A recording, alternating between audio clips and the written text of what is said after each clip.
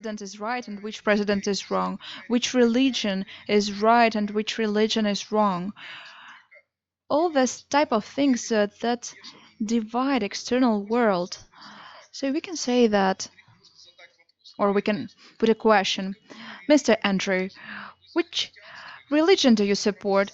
Are you for Orthodox or for being Orthodox or being Catholic? Do you support Sufism or Wahhabits? Do you support Chabad or other religions? And right after this, I try not to answer this question. Why is it so? Because my attitude is Advaita. What is it, Advaita? It is a kind of attitude to external situations. It is when you do not separate. It is when you are always in the middle, and this is your principle. The golden Uh, the golden line is incorrect because this was said by Buddha Gautama, and people who follow Buddha Gautama they follow Buddhism. And when a person follows Buddhism, then she or he can say that Buddhism is right and everything else is wrong. So when a person says that there is a concept, if a person says, "What do you support?" A concept of being a Christian or a concept of being um, Islamist.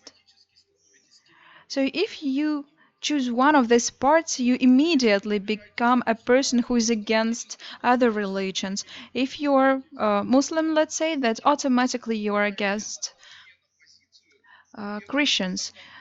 This is how you automatically take a position where you for someone and against someone else. So here, Advaita principle is very important, and it speaks that a person has to stay neutral and has to say the following words.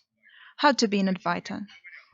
When a person says, whom do you support, your mom or your dad? The person who says, I don't care. So this word, I don't care, or everything is the same to me, is something that doesn't make a person dead, but it makes a person someone who doesn't take any part. So when a person accepts Advaita principle, she or he doesn't care about all different religions that exist. With this Advaita principle, a person really doesn't care who is the governor of the country. When a person takes this position of Advaita, in fact, this person takes a position of freedom, of universal freedom. From the Advaita position, a person says that borders were created in the wrong way because they limit us, while Advaita it is a life without limits. Someone wants us to be in one good country, but then we accuse that other countries to be bad, and automatically we become enemies, while the world is unique. There is only one or two components. When we say, in my family everything is good, in the other family everything is bad, so this other family is my enemy. But there is another principle that says, I don't care what's going on in other families. Really, I don't care. I am happy with my own family. And this is Advaita principle.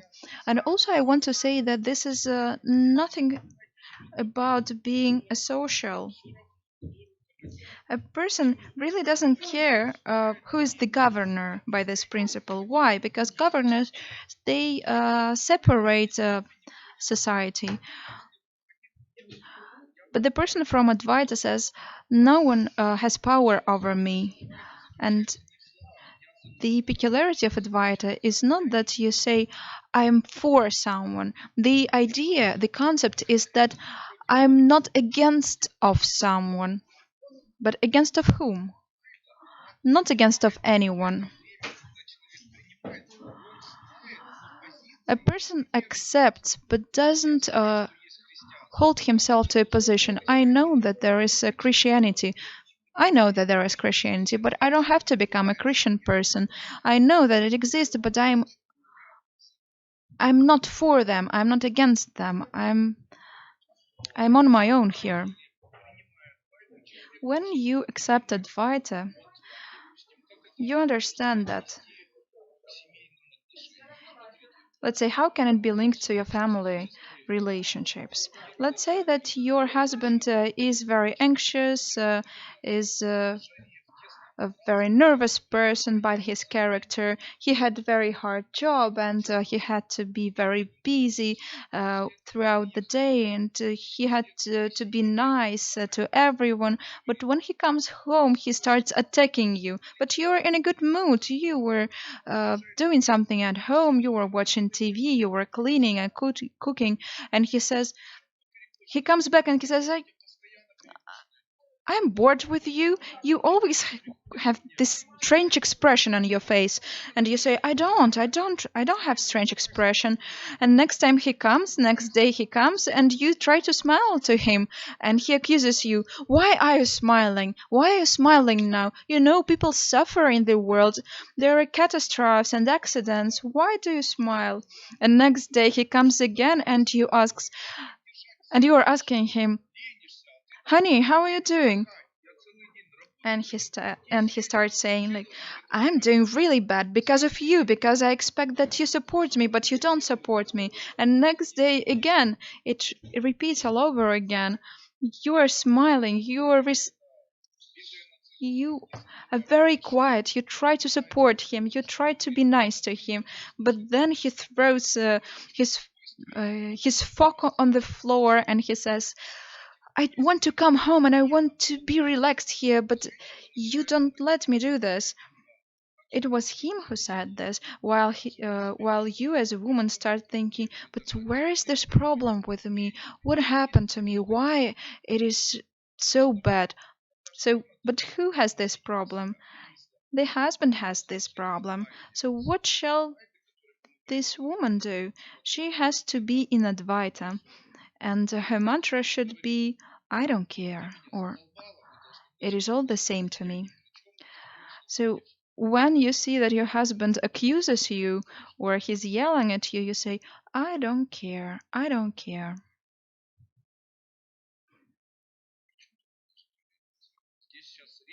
So now we speak about what Advaita is. There was a question from the whole, but what about positive emotions? And the answer is we don't speak about positive emotions at the moment. We speak about being in Advaita. We speak about a situation where your husband is against you and he wants you to become, not to be his enemy. He wants you to take certain position. So this person, like a husband, always wants to put you in a position, but both positions are very painful. Position when a person has support someone, is forced to support someone, or position when a person becomes an enemy of someone. And these two positions are very difficult. They bring suffering, while the main rule is that each person has right for freedom of choice, and each person has to be free from manipulations. But the world uses manipulations a lot. A person who thinks he's very smart, he comes home and he says, I am in a bad mood, and you also have to be in a bad mood because of this. So you have always two choices, because this person doesn't live in Advaita. So your choices are to accept his bad mood and to be in a bad mood together with him, or you have to choose to struggle, to fight him, to persuade him to smile. But the person is offended because he feels bad and you feels good and you feel good. So this is how you become enemies. This is how you are in different armies. Being in different armies in fighting against each other. This is a normal life of many people, but you can use a magical word, which is I don't care. It is not about me. I have nothing to do with this, and this is a secret mantra of our school.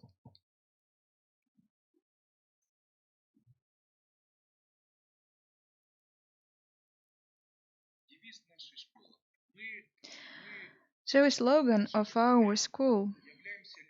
In our school, we're maybe a little bit a social people, because the whole world came up with a system. This is capitalism, socialism, and the person is forced to make his choice to be either in one side or another side. While a person has So this person has to make his own choice, which religion to choose, Christianity or some other religions. So when you say to a person who you are you Jewish or are you Christian? But what do you support? And you say, I support nothing. I know both of these religions, but I belong to my family. I belong to myself. I don't belong to any nationality. I don't belong to any um, nationality. Why is it? And you say, I don't care. I have nothing to do with this choice. Why don't I care? Because if I say that I'm Ukrainian, then Russians will hate me. If I say that I'm Russian, then Jewish people will hate me. So you see, and these are things that in fact are not important. So for high spirituality, we have to go by Advaita principle, which means be indifferent. So we accept everything, but we are not for it. We're like a great librarians. We know everything that exists, but we do not separate. We do not judge.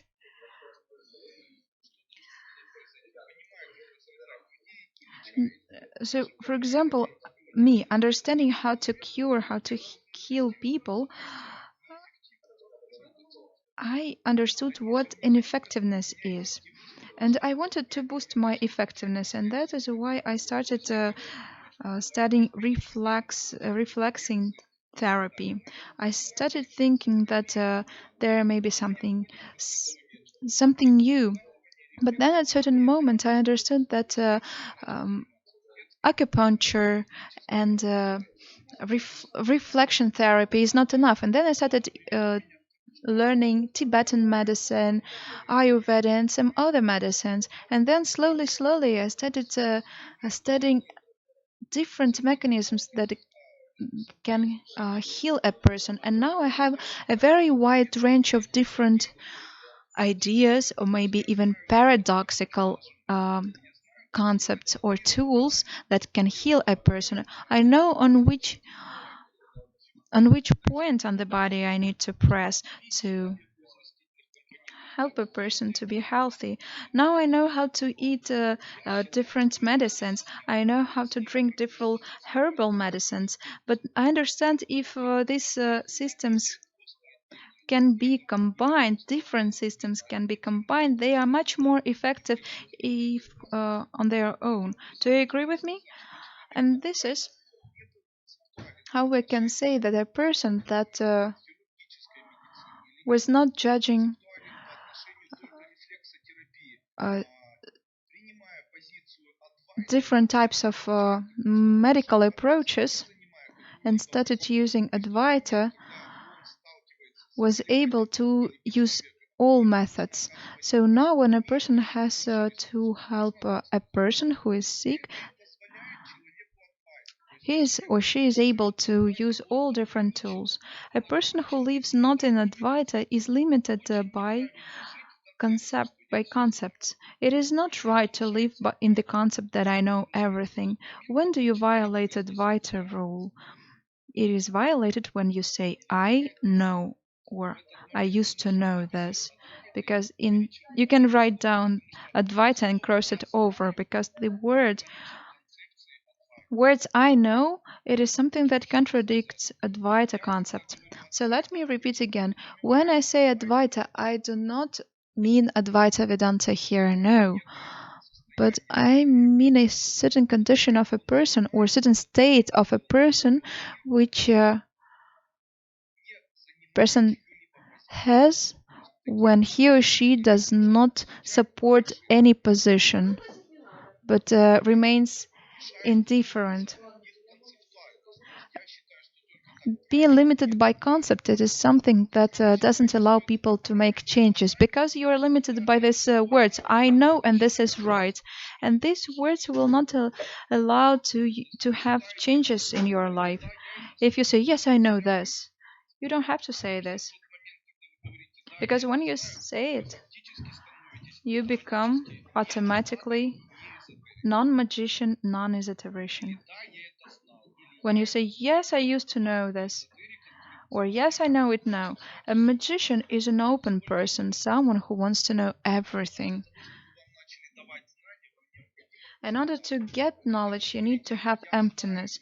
Well, when you say, I know it, or I felt this, you say that I'm full, I have no space to accept something new. So today I was talking to a woman, and I was telling her, you can live with your husband in this way. And she was nodding and saying, yes, yes, I know this, I know this. And I told her, stop saying this. Nothing will change if you say this. And now when I see my students who come to me and they say, yes, I know this, yes, I know this, I understand immediately that this person won't be able to pursue magical path. In order to influence someone, you don't have to take a position when you are against someone or when you are for someone, because a magic from God is not something that influences people. God spreads light to everyone evenly.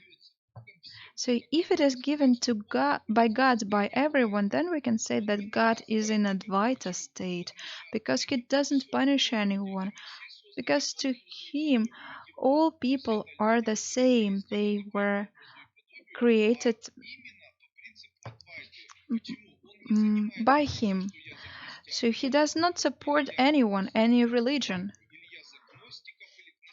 He cannot say that I support Orthodox or Muslim, or that this doesn't happen, because God doesn't help more to Jews. He doesn't help more to Christians. No, everyone experience wars and disasters, and kids are dying. But this world is in the very hard condition, because the amount of concepts that limit people, that make people to fight each other. When a person started to say that I'm for communistic party of Soviet Union, or I'm for something else, or I'm for something else, this is my concept, these are my concepts. This is how a person makes himself immediately an enemy of someone else and supporter of his position. But Advaita says that you have to accept without criticizing. I know that there are maniacs exist, but I don't criticize them. They exist, yes. But what if I will experience meeting with a maniac? Yeah, maybe I will, but I don't want to criticize this, and I will not criticize it even after meeting with maniac. You have to understand that for a magician, the words I know all of this, I have been through all of this, these are the most dangerous words that a magician should never say. But there is a question from a hall. But what if a person tells you a story that you have already heard? What shall I do? How shall I react? Your reaction should be zero. You can enjoy and be happy listening to the story again. So here, if you are listening to a story of a person, it depends on whether this person has paid to you. If this person paid to you, then this person can tell whatever he wants or she wants. But if this person didn't pay to you, you can say, dear, can you explain it in 2 words without a story? So do you understand what Advaita is? All right. What a professional magician uses. You know that a person is able to create an event. For example, a person says, I am going to have a BMW X3 very soon. And at the moment, this person has only a salary of $100, and this person is dreaming about this new BMW. But what's going on? What's starting to happen? This person generates vibrations through his heart, and this vibration creates feelings, and these feelings are absorbed by this event, so that the car is able to appear. And next day, there are new processes in the world, create a lot of events that kind of match with each other very clearly.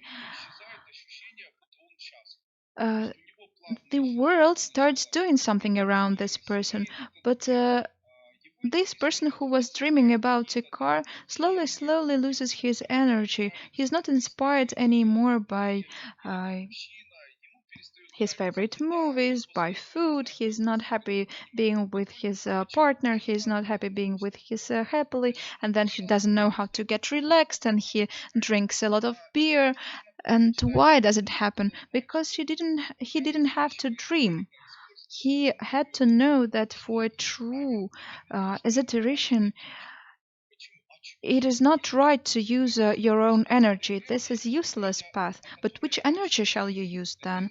We need to use an energy that I was telling to you earlier. It is energy that is everywhere in the world, and it is called mental energy, or can be also called divine energy, God's energy. How can we use it?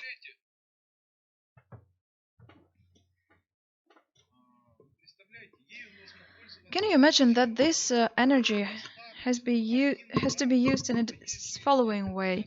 It is enough to say one time in your life the following: very soon I'm going to have my own apartment or my own house. But you need to say it in a very special mode, in a very special state, using divine energy. Why is it important? Why does it happen? Because you used a word very soon, and this is a magical word that connects God and a person. And if you say very soon, that it has to be done by someone. And who will do it? The God will do it for you. Shall I repeat it daily? No. Why? I understood this quite recently. I have a baby, I have a child, and this child of mine started asking me every hour about something.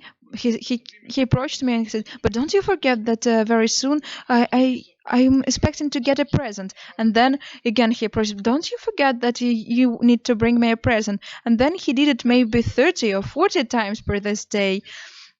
And then I told him, "Oh, come on, but what's wrong with you? I will bring it soon to you." But imagine if I have not one child, but 2 billion children, and each of them is asking me to bring gifts every second. Is it hard? Of course it is. So I can tell you that God can hear it even if you say it one time. One time is enough to say that very soon I'm going to have my personal apartment. And fulfilling this is done by accumulating of divine energy. When you do this, and this is something that fulfills your wish. Very soon I will have it. You don't have to repeat it every day.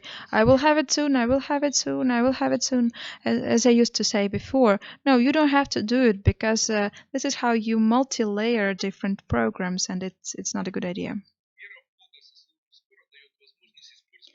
When you trust in God and when you use the word very soon, then you are able to use a different kind of energy. When a person says, "I will have it very soon," then a person cannot help but think, "But how it will come to me?" When you think how it will come, it means you don't trust. You need to to eliminate. You need to not. You don't need to use this word. You need to trust the God.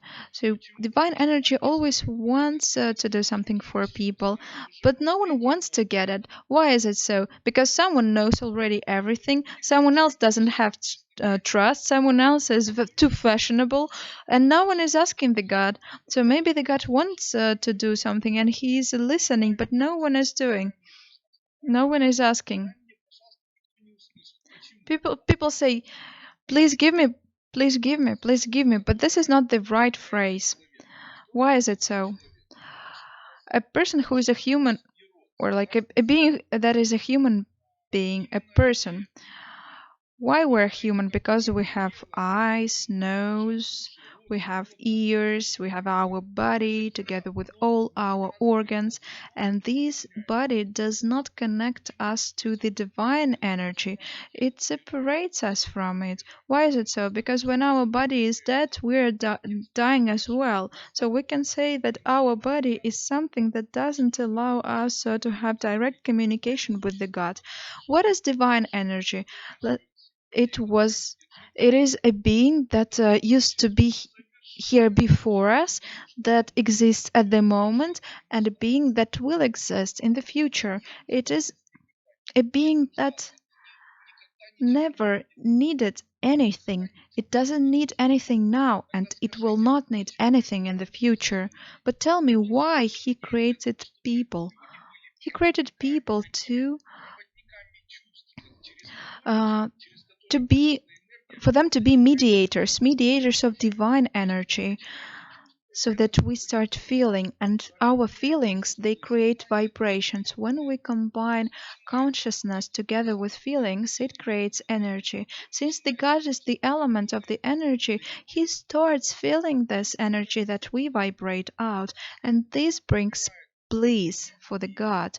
And then the God selects those people who generate bad energy, bad vibrations, and he switches off good conditions and circumstances for this person so that they die soon.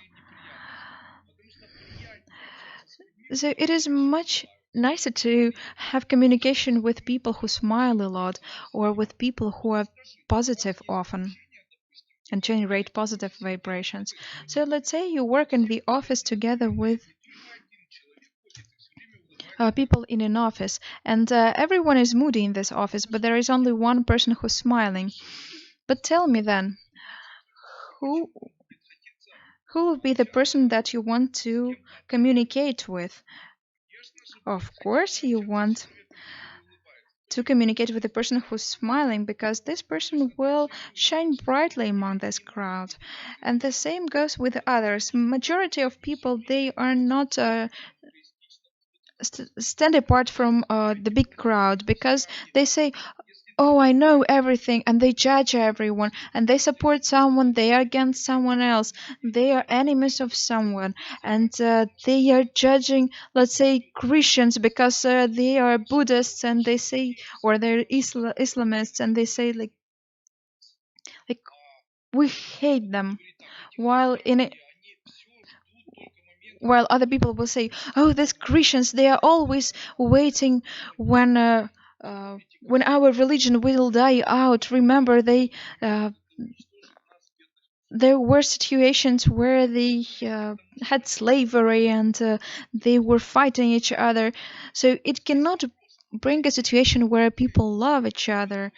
But both these different religious groups, they love the God sincerely,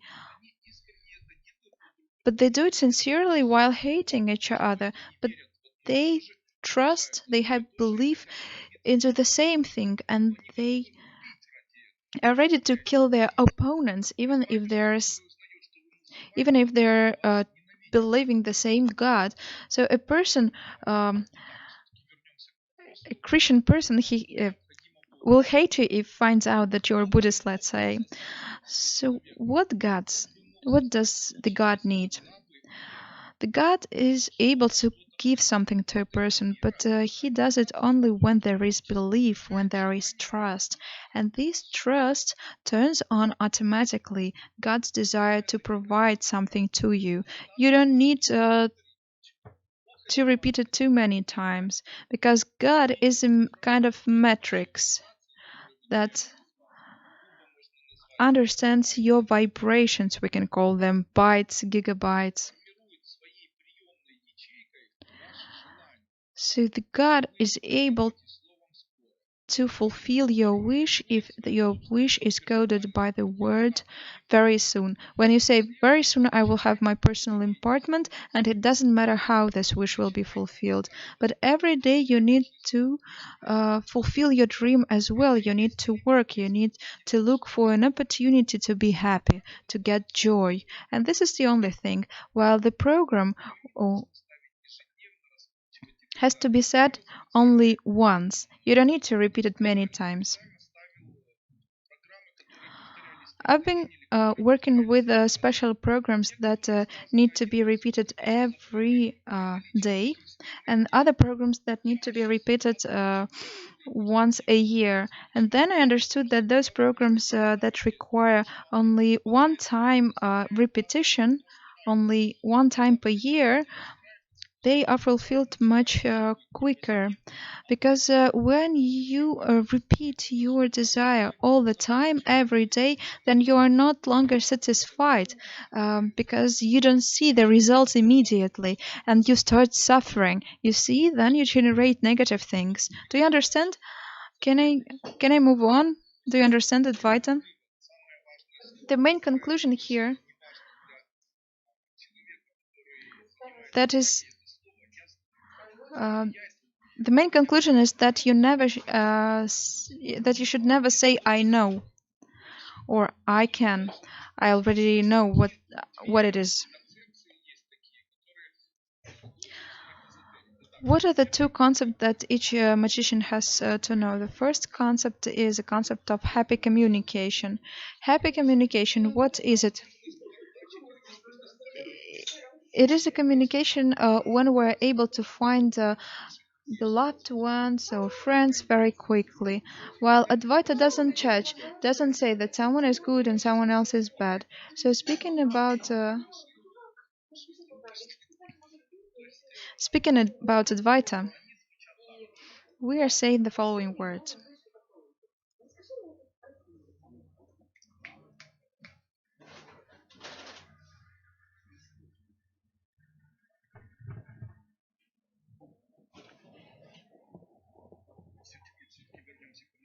So let us come back to communication, otherwise we will jump on a different topic, to a different topic. So the communication is important. How can you distinguish a baby animal from a baby human? So when a baby animal is born, this small animal is cute, is able to do at least something. Is able to hold the mother by the fur and to crawl a little bit, while a baby of humans is incapable of anything besides smiling. You see that smiling is a special skill of a person who is newly born, and with this skill we are able to manipulate others. And if you start laughing, then a person is automatically, if you smile, if you laugh, then a person has to decide immediately, automatically, whether you are a friend of him or whether you are an enemy. And if you smile and a person smiles back at you, you see that this person trusts you. If the person doesn't smile or hides his eyes, you know that this person doesn't trust you. So I would like to teach you about our success secret. The secret of success is that we're able to smile. So try to smile even if you don't want to do this. Learn to smile. You don't need to be always wearing this moody face.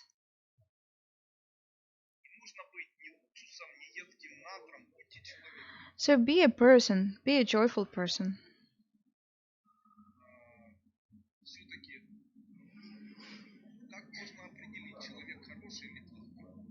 How can we understand if a person is good or bad?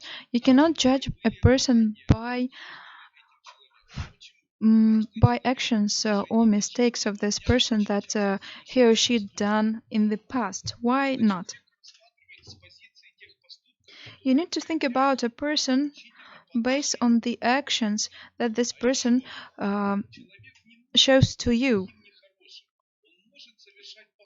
A person cannot be good or bad. No, a person can only show actions that explain whether this person is good or bad. So someone tells to me, look, this Julie is someone whom I don't like. Don't listen to her. Don't trust her. But in my experience, I like Julie because she helped me a lot. She brought me some food from the farm, and she helps me. So do you understand which position will I take? To me, Julie will be a good person because she helps me in my life.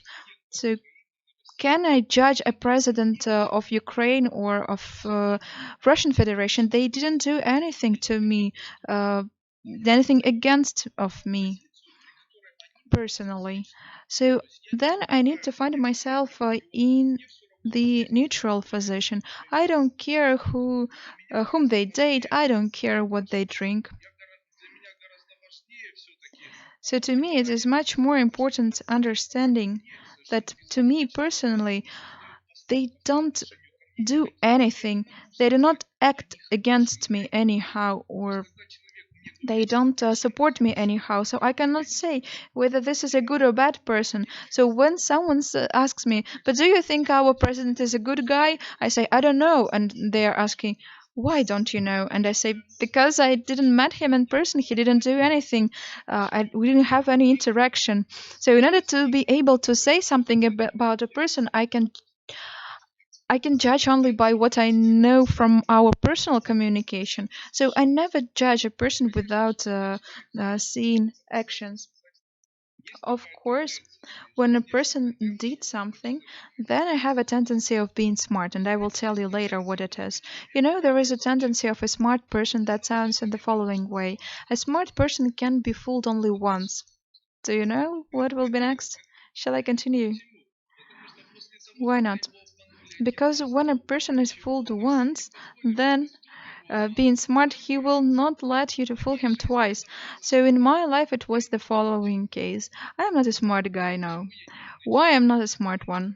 Because maybe 10 times I lended money, and those 10 times when I lended money from 1,000 of dollars to 10,000 of dollars, uh, $10,000, and all these 10 times I never got my money back.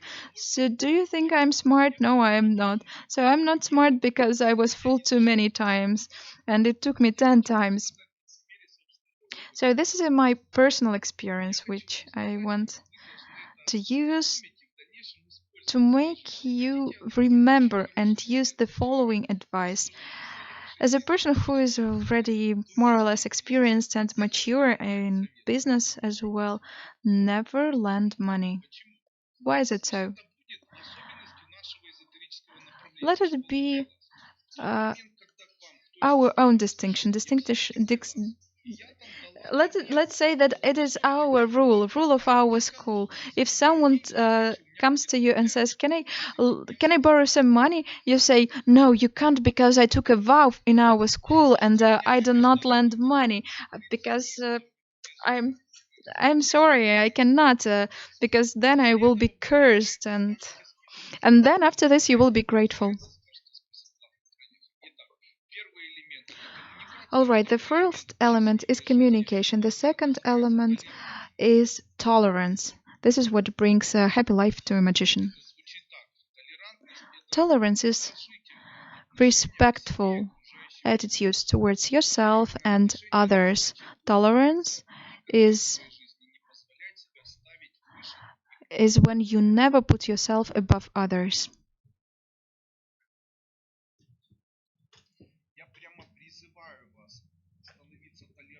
So I make a call, be tolerant to homeless people, to poor people.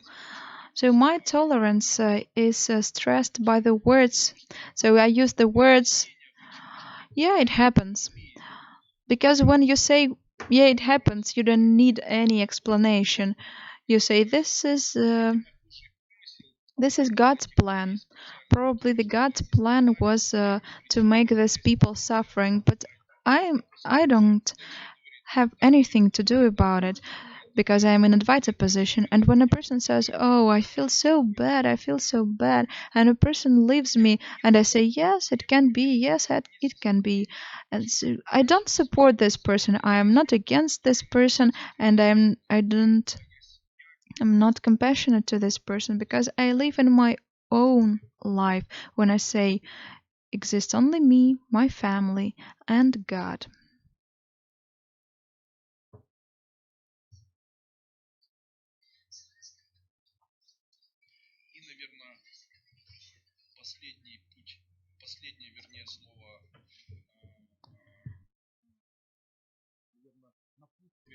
So, and the last piece of advice, and this is advice which sounds in the following way. Do you know when a person interferes with the life of another person, this person is always harms. If you think you are not harming, then you are wrong. If you interfere with the life uh, of your child or of some other people, and you do it for free, and you do it because you were not asked, and you are harming. Let me explain. There is a person who is very poor. This person needs money, and you feel so good after church on Sunday. You go out and you give 100 dollars or rubles to this person, and this person is so happy. So he buys for $30 or for 30 rubles vodka, and he drinks this vodka a lot, and then he's angry at his relatives, and then with a knife or with a fist he does something bad to his relatives. Can it be? Yes, it can. So many times I witnessed this type of situations. In order to do this, I spent years of my life. I've been analyzing the outcomes of this type of actions, and my sentence or my advice: never advise other people like this. Never help them like this, because you will always harm. Always, when a person helps, this is harming. I'm not harming. But then you can say, but you are giving advices. Yes, I do, and I give them not for free. And also, I have right to make my own conclusions. And I do not say that I want everyone to know. I want everyone to learn. I don't say, attention, students of the school, learn this. I don't say this. No, I don't say this. This is my own conclusion, and I wrote it down for myself just not to forget it. And this is my right. If you like, you can read it. If you don't like, you don't read it. I don't give advices, and I try to do my best not to give them for free. Why? Because whatever I do in my life, whatever I do and analyze my own actions, whatever whatever I do, whatever internal, noble, and beautiful intentions I have, in the moment when I interfered with the life of another person, and I was to be sincere, helping others, thousands and hundreds of people, as a result, they became angry, or they harmed themselves or others. So there is one thing.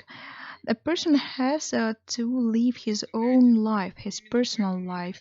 So you don't have to live a life of others. So now I would like to give an advice. Live your own personal life. Don't repeat lives of others. Even if a person tells you, you have to do this, you have to do that. No, do what you want. You can do something completely opposite of what someone tells to you. So you can live with this guy, or you can leave him, or you can do something completely different, something unexpected. You can find a lover and live all three together. So my point here is that you should not repeat lives of someone else. So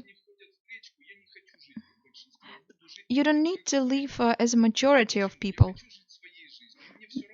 You don't need to live as majority of people. You want to live your personal life, and you should not care what others do, because people say, like, look at everyone else, everyone has it, and you should as well. If a person repeats lives of others, then this is a person who lives in the crowd, and then there will be a governor for the crowd. If there is a crowd, then there will be someone who attacks the crowd. Do you agree with me? So one of the concepts that we have here is not to help others on purpose, because in this moment you become a source of harm, a source of evil. I had a very good friend, and this friend used to help people to get rid of negative states by phone. So this friend of mine used to help a lot of people by phone to get rid from suicide ideas, from different type of mental disorders, and he was working like this for 3 years, and as a result. And he was working as a volunteer there, and then he died. And then I wanted to discover what happened to other volunteers, and I was shocked. All those 6 people who were working as volunteers in this program, they either died or got cancer. What were they doing? They were giving free advices, they were helping them for free, and this is how they harmed. And they harmed a lot. So these are secrets of esoterics, and they can really scare many people away. So I'm saying this for you just to know, so that you know. Try to live your own life personally. Don't repeat lives of others. So some girls come to me and they say, I want to be a singer, I want to be a celebrity. Today I had a girl like this, and I told her, let me check, where will you be happy? And then I see her energetic field, and I see that she is a militant, she is a judge, and I tell her, you will be happy if you will work with laws in the justice system. And she tells me, I don't want to be a lawyer. And I tell her, but now but but now you want to look like some famous singer, like Madonna or someone, but you don't want to be yourself. You don't know who you are. You don't want to find yourself. You don't want to see yourself. You want to be like someone else. You want to be like Madonna, like Pink or some other celebrities. If you will strive to look like them, to be like them, you will not be like them. You don't have to repeat after someone. You don't have to repeat after me. You don't have to repeat after famous singers, because people like exclusiveness. People like to see something unique. They will like you with everything that you have. So one of the distinctions of esoterics is that a person has to remember that you should never repeat lives of others, you should never advise, it will bring only illness. So Next thing, why person can be harmed by my esoteric practices. So someone is writing down this. Someone is writing to me why my esoteric practices are harmful. Yeah, this is interesting. Maybe this is a point where we shall end our course.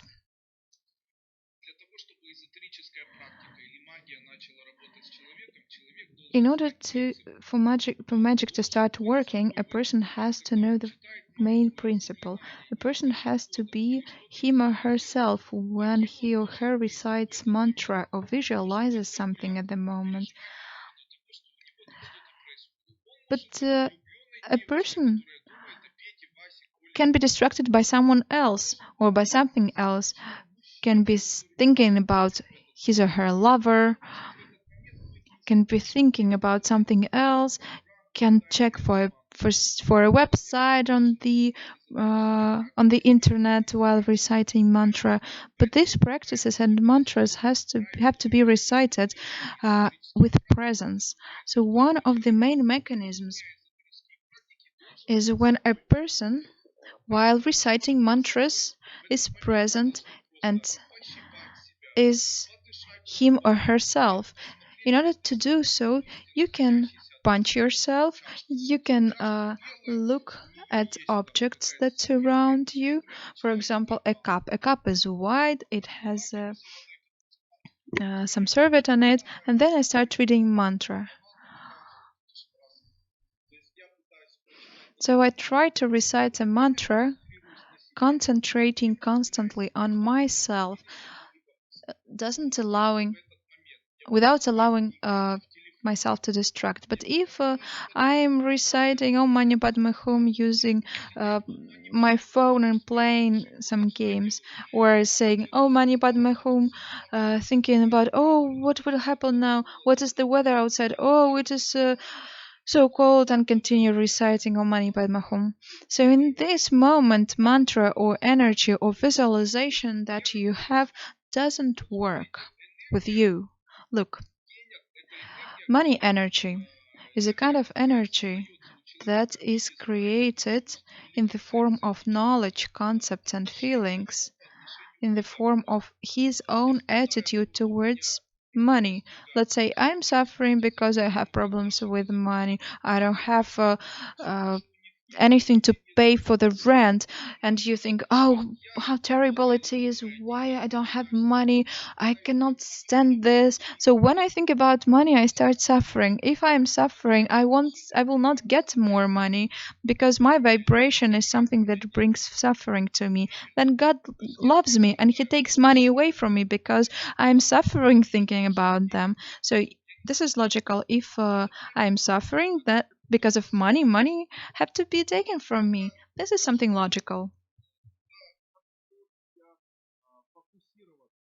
So what shall I do different? I need to focus in the following way. If I start reciting mantra and I think how to pay, at the moment you need to know that this is a kind of energy that is generated around me at the moment. And this is a vibration that doesn't allow people to be wealthy. Can you imagine this? So this vibrational energy that finds a person, and if you are nervous now, if you think, oh, how will I pay, what shall I do, while you're reciting financial mantra, Om Shri Kali Namah, this kind of mantra, let's say, and then you recite Om Pame Jaya Soha and you recite this mantra, can you imagine in this moment this mantra doesn't influence me, but it generates negative vibrations, and these vibrations become so powerful that more and more people get into them, and then you get punished. And you're punished in the way that you don't have energy anymore to recite, because uh, because it is bad to harm other people. When an esoterician works unprofessionally, this is what you can see. Let's say you are playing a game and you're reciting some mantra. Let's say, what vibration does it influence? Maybe those vibrations of people who really like playing games or gaming. And this vibration gets your energy. And now I recited the mantra that makes a person very strong and powerful. So, and if before that a person didn't, so there was a person who liked playing games sometimes, but now my vibrations they are spread around, and they influence kids around me who like playing games, and now they play games constantly, and I will be punished because I was reciting this mantra in order to increase this type of vibration. Oh, something happened to my friend. Oh, my home. Oh, my friend is so in such a terrible condition. Oh, my home. So what will happen? This is when a person is thinking about his or her relative, and this mantra generated anxiety or anxious vibrations. If you used to have this anxiety just for some time during the day, then you start being anxious all time of the day. So my point is that you have to be aware, you have to be present when you recite mantras. Do you agree with me? What you cannot do, what you should not do. During practice, you should never dream. You need to be totally in control, totally present.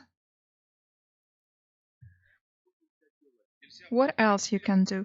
You should not be a calculator or a computer. You should never be afraid of judgment, of punishment, of illnesses, of poor love, of neighbors. You should never be afraid of things. And then add your favorite word here. You cannot read something online and recite mantras at the same time. Never do this, never. Because this is a huge mistake. If a person does all of these mistakes, then of course all my codes and my courses won't be effective. And even if they will be effective, you will be punished for this type of work. Why did I cancel reciting mantras for our school? Because they were doing this. Oh my, my home. Hello, who's calling me? What happened? Don't call me now. Because I am busy. What happened? Someone is texting me. Oh my, home. I am so hungry and I need to find a girlfriend. And then what are you reciting? For whom? For what? What is your concentration? So that's it. And then students say, I will recite. When I recite mantras, I don't think nothing about. I think nothing about. But when a student is reciting, he or she thinks about all many different things. And then will it be effective? Well, I don't know. Maybe. Mm, it is effective, but in the wrong way. Do you find it familiar? Why you should not help people? I already told you, and now I want to repeat. Look, people are tied between. They are united in different clusters or classes, and they are different by shades. The shade of poor people, it is a shade of people who are always angry. They are looking for someone to accuse. They are criticizing. They hate. So can I say this? Yes, these are people who are always looking for an opportunity to criticize, to hate. And right after this, these people are in this kind of shade. So they are looking deliberately for a purpose, for an opportunity to criticize, be angry, and hate. So instead of working, these people start begging. Why? Because they think that world doesn't want to do anything for them, and these people are not so pleasant, and they try to get something, to obtain something, but no one wants to provide them with something. So then, instead of working, instead of earning, they start begging. And then you give money to this person, and a person who used to beg, but was who was begging, but was considering employment, because of your money, started begging more and more. So when you help sick people, there will be more sick people. When you help poor cats, then you will have more cats and animals. I think that cats and dogs really suffer because they live next to people. To them, is not a normal life, because in the nature they live uh, in a different way. Together with people, they become suffering animals, animals that are in grief, animals that lack friendship. People created such circumstances for animals where animals cannot live their own life. They live begging. They live a life that was created by people. So can I say that this is the highest level of being egoistic towards animals? I think so. But now we are not speaking about egoism. No, now we speak about egoism towards lay people, other people. When you help children who are sick, and you are giving money to these children, you you were not a reason for these children to be sick.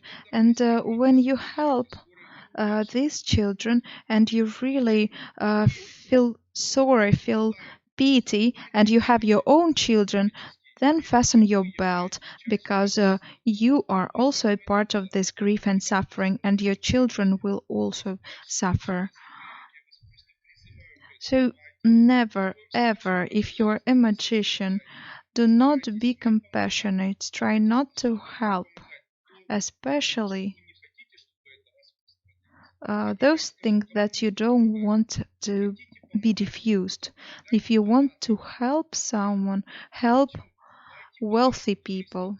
If you give $300 to a wealthy guy, then his success will be divided between you and him. This is how it works. But a wealthy person doesn't take money very often, normally, because he doesn't need it. When people come to me and they suggest $200, I don't take it always, because I don't want to share my uh, well-being with others. Not always. So when a person comes to me and wants to give me a huge amount of money, I don't take, because I don't want to share with this person my own life. So why you should not help people? Because when you help people, this it is the same as throwing more and more woods into the fire. Because if people wouldn't provide for poor people, there wouldn't be poor. If wouldn't people help alcohol addicted people, there would not be those people. If people wouldn't be helping those who don't work, who are unemployed, then there wouldn't be unemployed. So look, you are earning money. What money is? A person throughout the day spent certain time for serving and then got certain money. Can you say that you exchanged your life for money? Can you say that money is an equivalent of your life? So this is how you should think about money. When you give money to someone, remember you give part of your life and think, is this person worthy of your life, of this part of your life, and what your life will be filled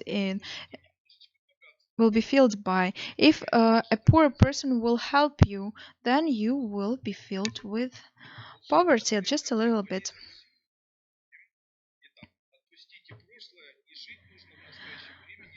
So live right here and now. And now, let me tell something about this. So this story is always found on the first stage, and now I want to say it again. There was such an esoterician who was very famous, and his name was Gurdjieff. Probably you know him, you read his books. But he had a very famous student, Uspensky guy, as such campaign that is called Life of a Person Who's Aware. And this organization was called the Fourth Path. So when a person came to this organization, he or she immediately became very wealthy person, very rich person, and no one could understand this, because if you come to a religion's sect, not necessarily you become rich, and while when you come to Gurdjieff or Uspensky, then you become rich immediately after 1 year. And what was the idea of the fourth stage of this organization? On the first the first thing that was important in this fourth stage is to be aware about yourself and to be present. And when a person is aware and lives in the present moment without dreaming, then a person is linked to the God.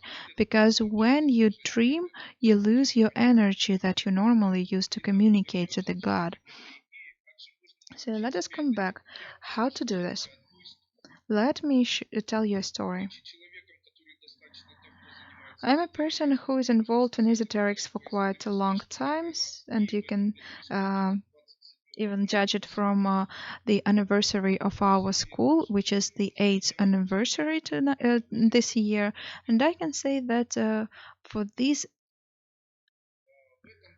8 years, in May, there will be 40 C course, and each C course accepted around 50 people, and through all these years they were from 2,000 to 5,000 of people.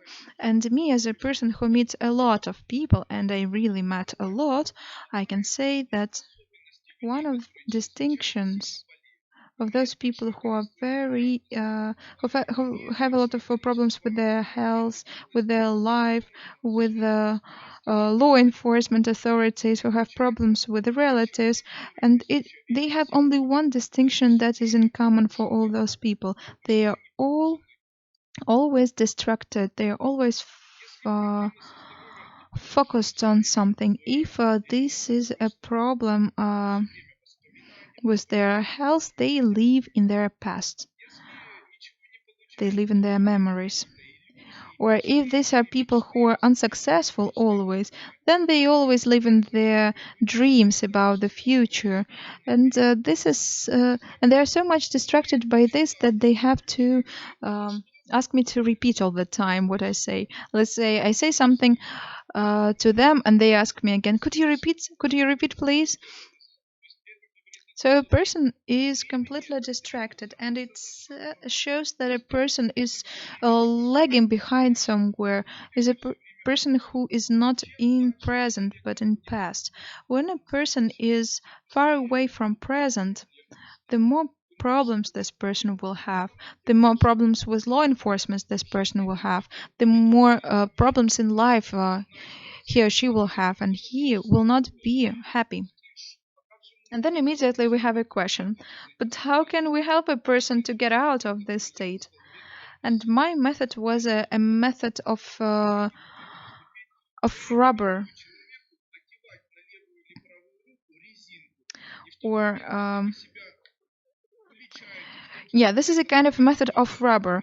You put a rubber on your wrist, and when you notice that you are not in present, that you are distracted from present moment, then hit yourself with this rubber on your wrist. And this is how a person trained to be more present. It is so, but then you say, but it was so nice to be in past in my memories about my youth. I was so young, but I forgot to say, if you take a look at my kids, especially the youngest, Rosa, my daughter, she always lives in present time. She's always smiling. She looks at me, she's smiling. She says something, give it to me, Mama, Papa. She says this, and she's smiling. She explains to herself everything with different sounds. So when she comes to me, she says, Ada, Ada. So she lives in present time. But then I have another person, a person who is 80 years old now. And this person, we decided to meet with this person. And I meet him and he's drinking coffee outside. And I wanted to observe how he behaves. She's smoking and she's taking coffee, and he's gazing into one point. Then he make another sip of coffee. Again, he looks in one point in the space. It means that a person is distracted. So we can say that a person is really distracted by something. And now you have to ask this person, what do you see there? What was there? And I can say, this person is in his memories. He's out of present moment. But can you imagine, even if you put a rubber on the wrist, then there is something here that had to attract him here in the present moment, because his life in past was much more better. He didn't have problems with his intestine. He didn't have problems with sex. There were a lot of things, and his life was too bright. Because when you're younger, it is normally better than when you're older. Of course, it is easy to say, just like Osho said once, it is important to live in present or money by my home. But how can you be in present if used to live in a castle while now I live somewhere in a hut? And then someone says, live in present in your hut. No, I want to live in my castle because I used to live just like a king, on having Ferrari, eating delicious food. But what do I have to do here in present time? I don't like here. If you don't like, you will die. But what should you do in this kind of situation? I just want to say that there are methods of keeping yourself in the present minute, in the present moment of your life. And one of those methods is not only about hitting yourself with a rubber band. It is about saying to yourself what you see around yourself. For example, I feel that my memories absorb me, and I start saying, "Oh, how how beautiful this light bulb! How beautiful this woman which sits in front of me! I see her on amber necklace." But if you are sitting at your dentist's, then you don't have anything in front of your eyes. But you can say, "Oh, there is someone next to me. This person is very funny." Or, "I see the ceiling. I see the dressing of this person." And you can say, "Oh, my hands. Oh, my nails. My shoes. These shoes are shiny. So try to find a possibility to name things that surround you, because then you will live through your life and you will not have any memories. Why is it so? Because a lot of people live through their life and they don't see world around them. A true esoterician, it is not someone who um, sees blue sky, who sees green leaves. No, it is someone who sees huge amount of shades of blue of the sky, huge amount of shades of green color of the leaves. So we educate ourselves to see more, to see shades and tones of colors, because we're attentive to what surrounds us. Well, if a person doesn't see, we ask him, what is the color of sky? And the person says, it is blue. What is the color of trees? It is green. And what is the color of your life? I don't know. So when a person starts his life, uh, it is important to learn to live in the present time. The more emotions, the more feelings you have in the present moment, the more life you are going to have. It is not enough to look at the wall and say, oh, it is orange.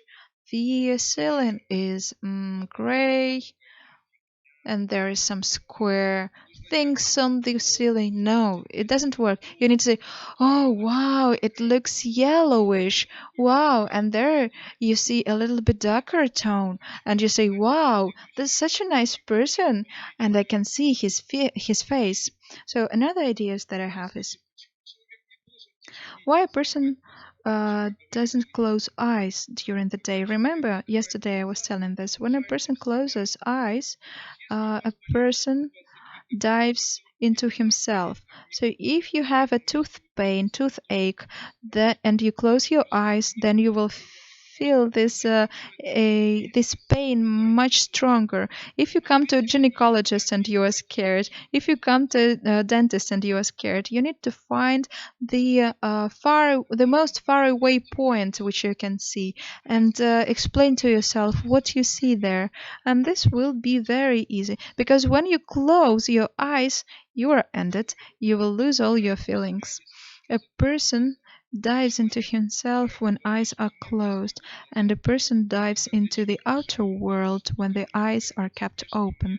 So we live to have communication with the world, and the outer world, external world, gives us new programs, new educational opportunities. But how can you find a lot within yourself? If we compare with our internal and external, then external will give you much more. And I can say even more of this. If a person is blind, can we say that this person is able to see much more than a person who is capable of seeing? A blind person won't be able to explain all shades of colors, won't be able to explain what kind of pictures and paintings exist. Can we say a person who is blind is smarter, or knows much more, or is much better oriented in colors, in art, than a person who sees? Of course, you cannot say this. Because of this, I always disagree with Buddhist tradition, which says if a person closes eyes and starts looking for internal pathway, and this pathway will teach them something. I argue with this because blind people are not highly spiritual, so there is no need in spending your day with eyes closed. So let your past go. You need to hit you with a rubber band and live in the present moment and be admired by present. Be excited with present moment. So if so now let's speak about Kala Chakra Tantra. Kala Chakra Tantra, it is knowledge about the energy of time. Let's write it down. Kala Chakra Tantra is knowledge about how the energy of time works. Kala Chakra is time, or chakra of time. Tantra, it is text. So when we speak about Kala Chakra Tantra, it is some kind of text about energy of time. Those people who know what Kala Chakra Tantra is become immortal people automatically. Can we become immortal? Let me remind you the following story. I just want to remind you it. In this story, there was a.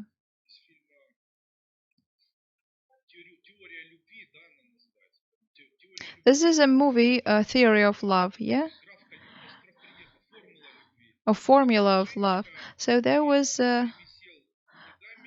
someone hanging upside down, and this is a.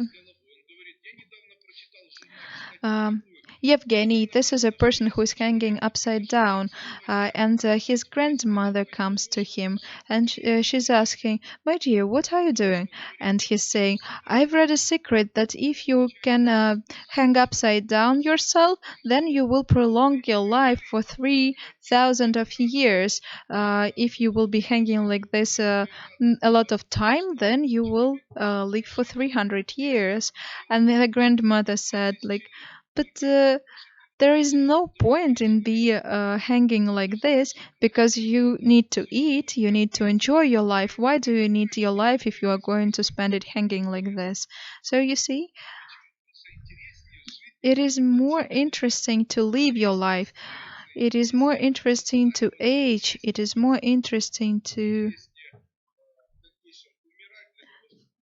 die in order to be reborn. So let us come back to this topic. The principles of Kala Chakra Tantra of the time.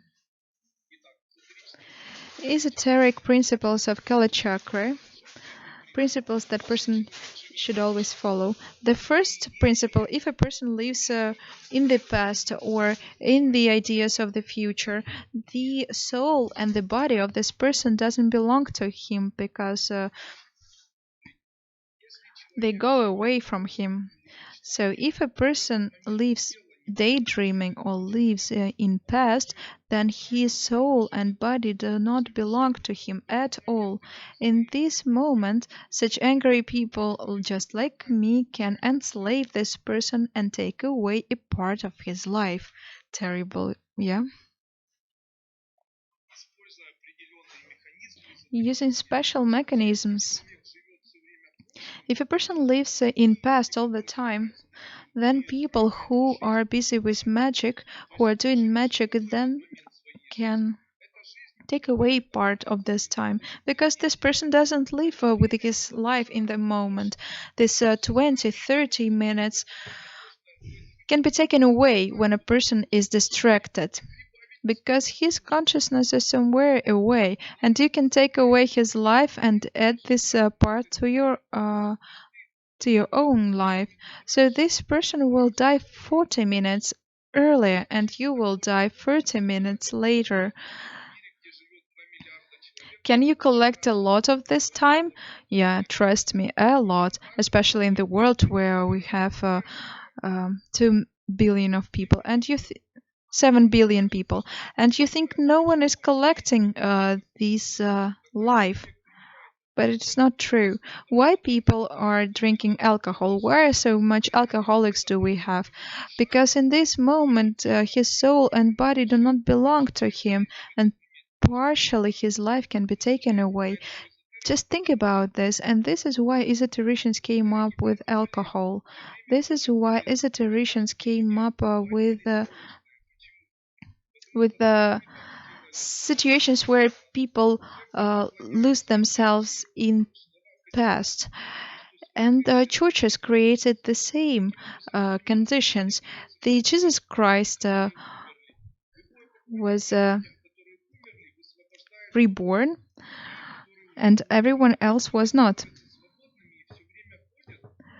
So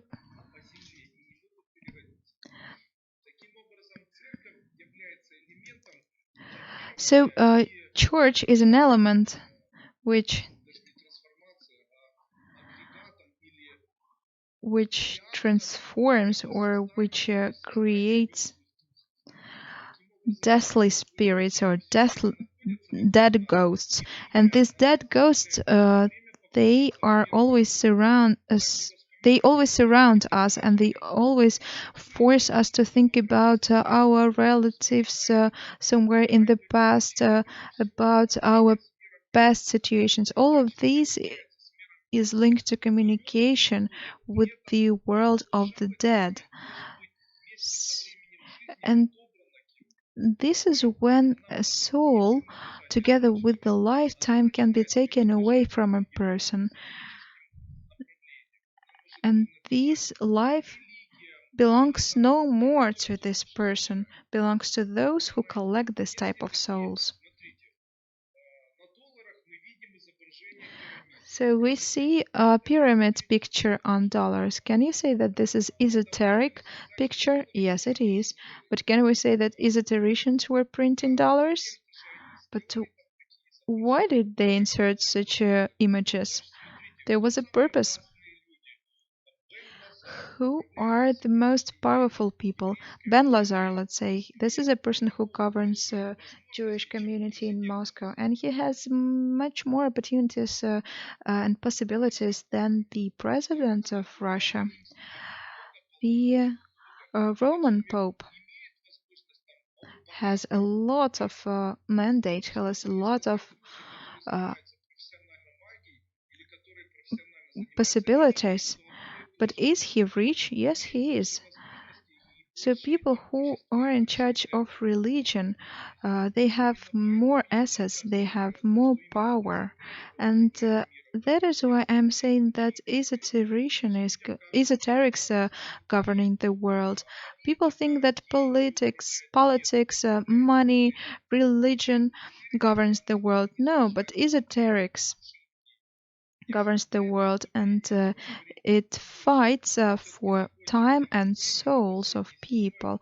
I will not tell you more about this. I will tell you on the 7th stage how to collect this time and souls and whether you need to do it at all. But let us wait a little bit. So secondly, you shall never dream. Let me repeat again. So pleasure which you feel during dreaming is taken away from your future, so you will not have this pleasure again in the future. When you dream, do you feel bliss or pleasure? Yes, you do very often. But if you take away your bliss from your future and you spend it, you use it now, then you will not have it in the future. Even if you have something that you were dreaming about, that's something that you were dreaming of, it will come to you, but you won't be happy because of this.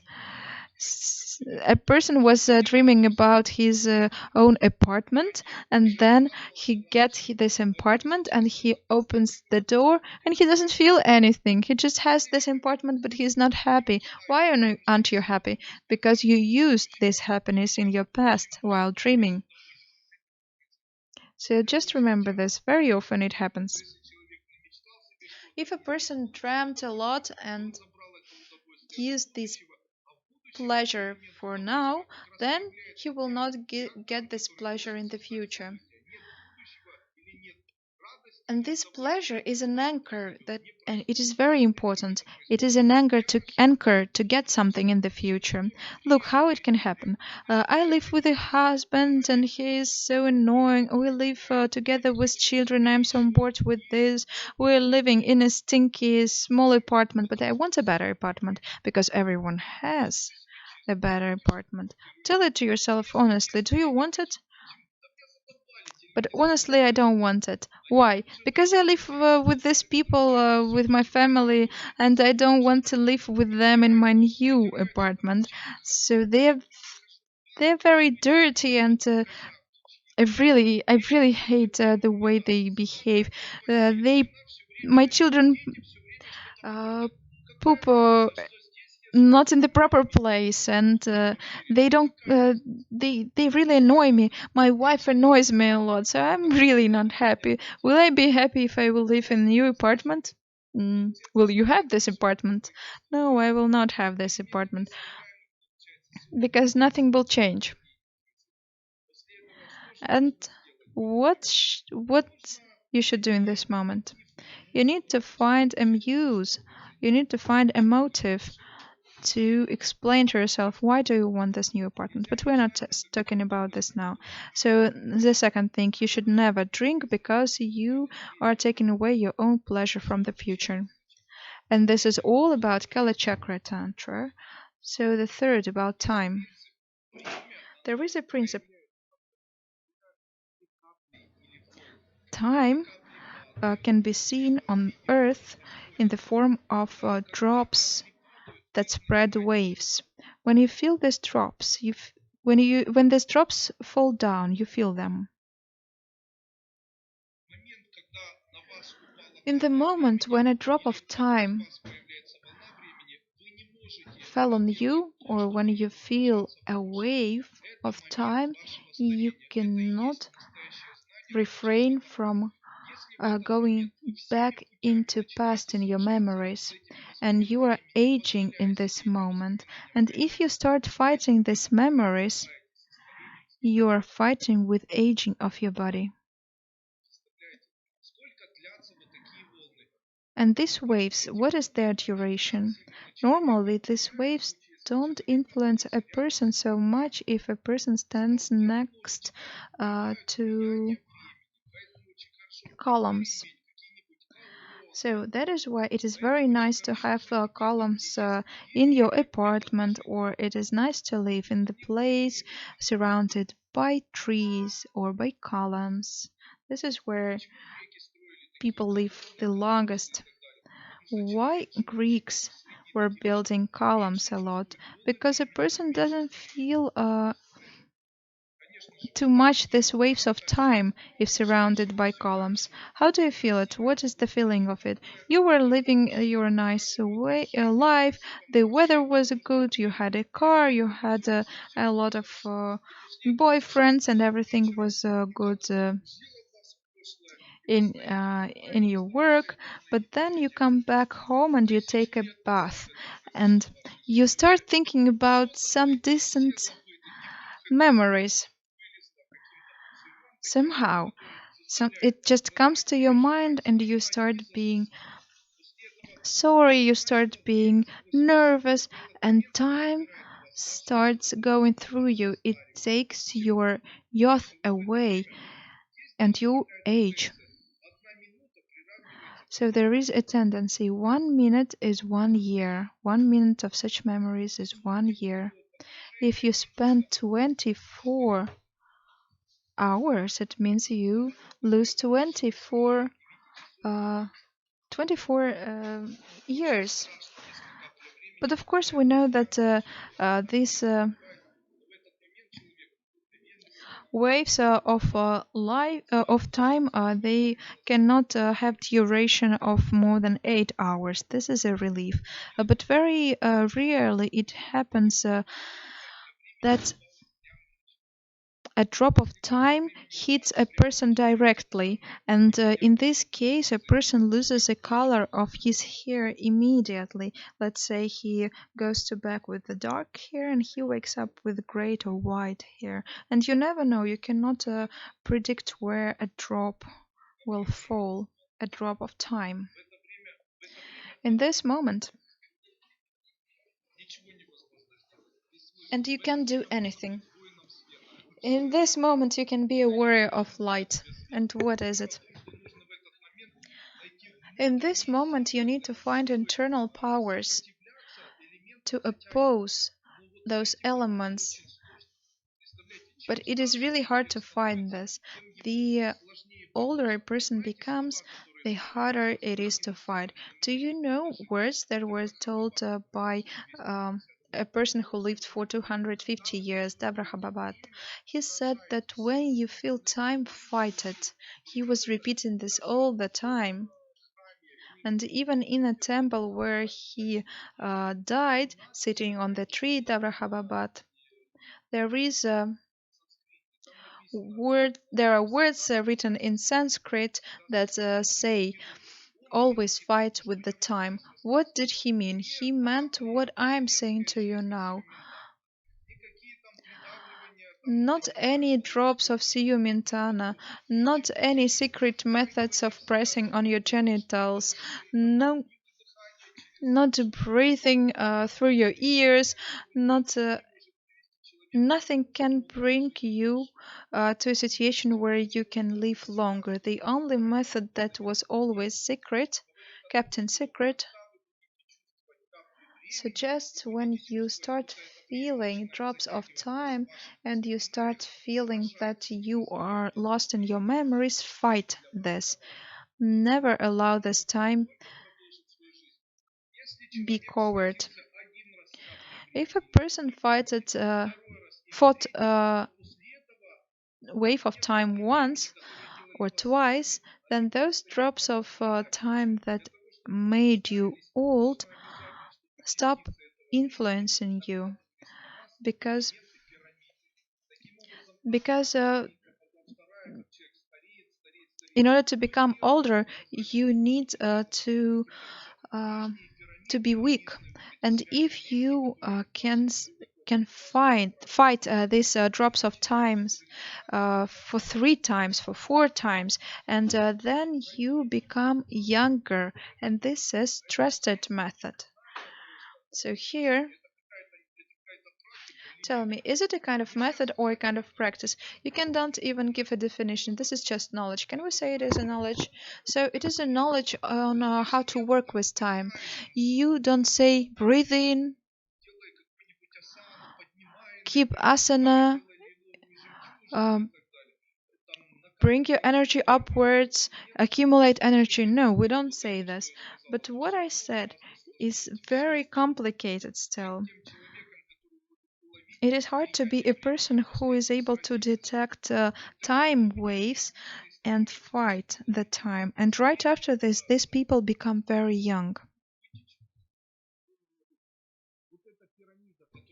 A pyramid that a person has, it is rings of time, and the rings of time are formed by drops of time, and they create rings of time, and with duration of 10 years each.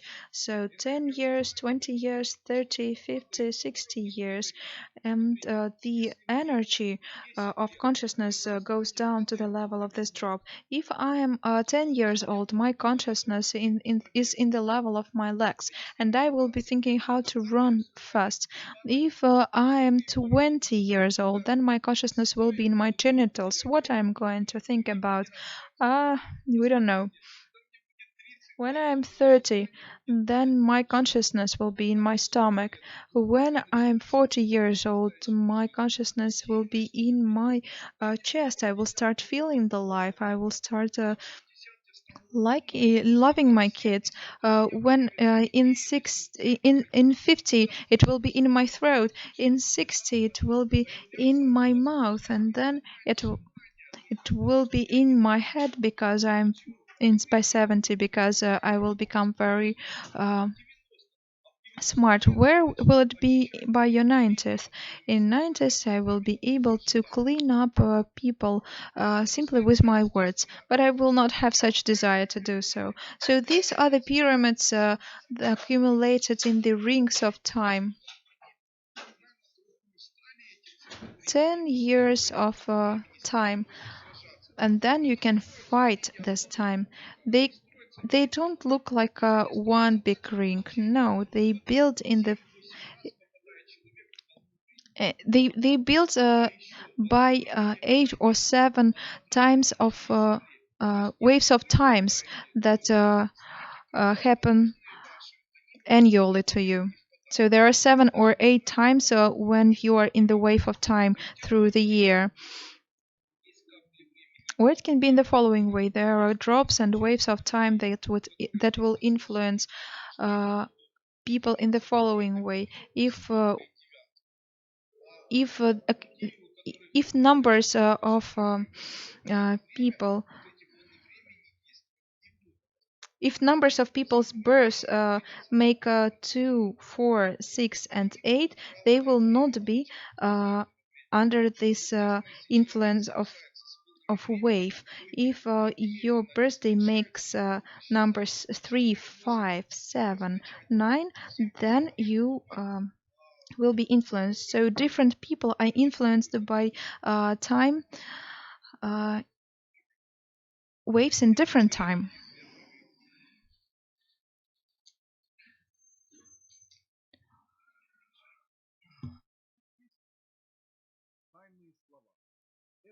But there are secret words, words which we call codes of matrix. I didn't introduce these codes of matrix in this stage, but now I want to introduce a lot of codes of matrix of the third stage, and I will explain what it is. And I will even give you 8 special codes that automatically will make you a special person that that stands out from others, that stands apart from others.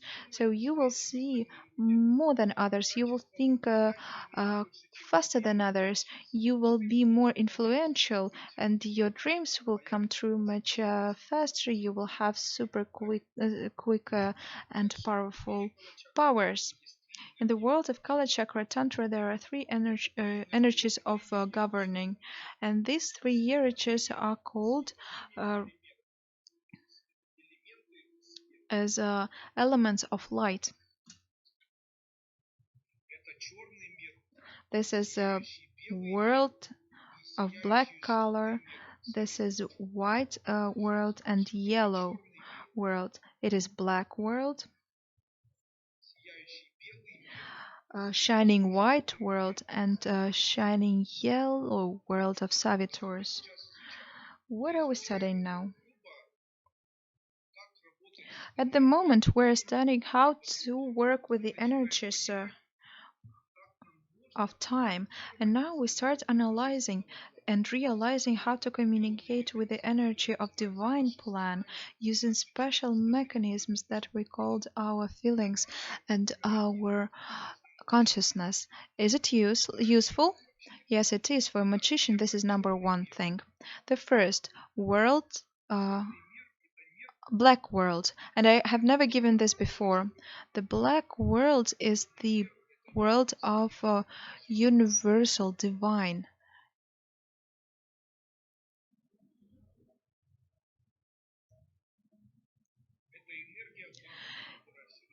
It is an energy that attracts always something.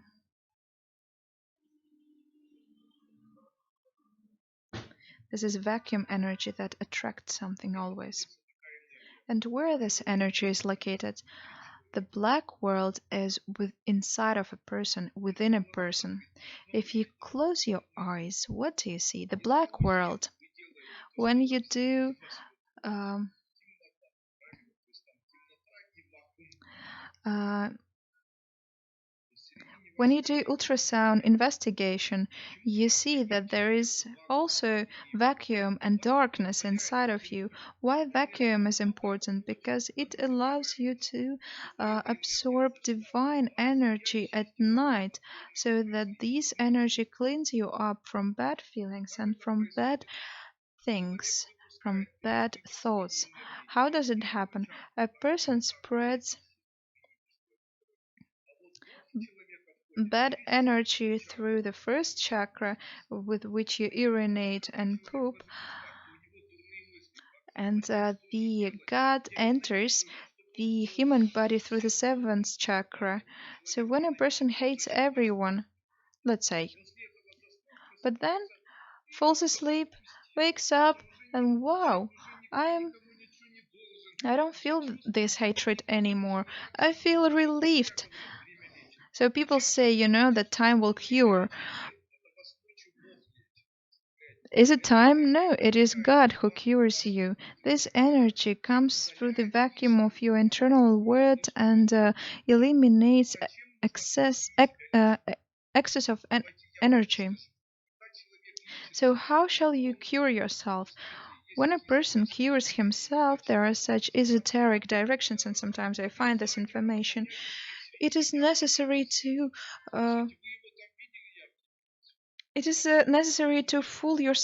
feel yourself full with a bright white color. But have you ever seen yourself filled with bright white color? Have you ever seen it with inside? If you check ultrasound investigation, do you see anything white?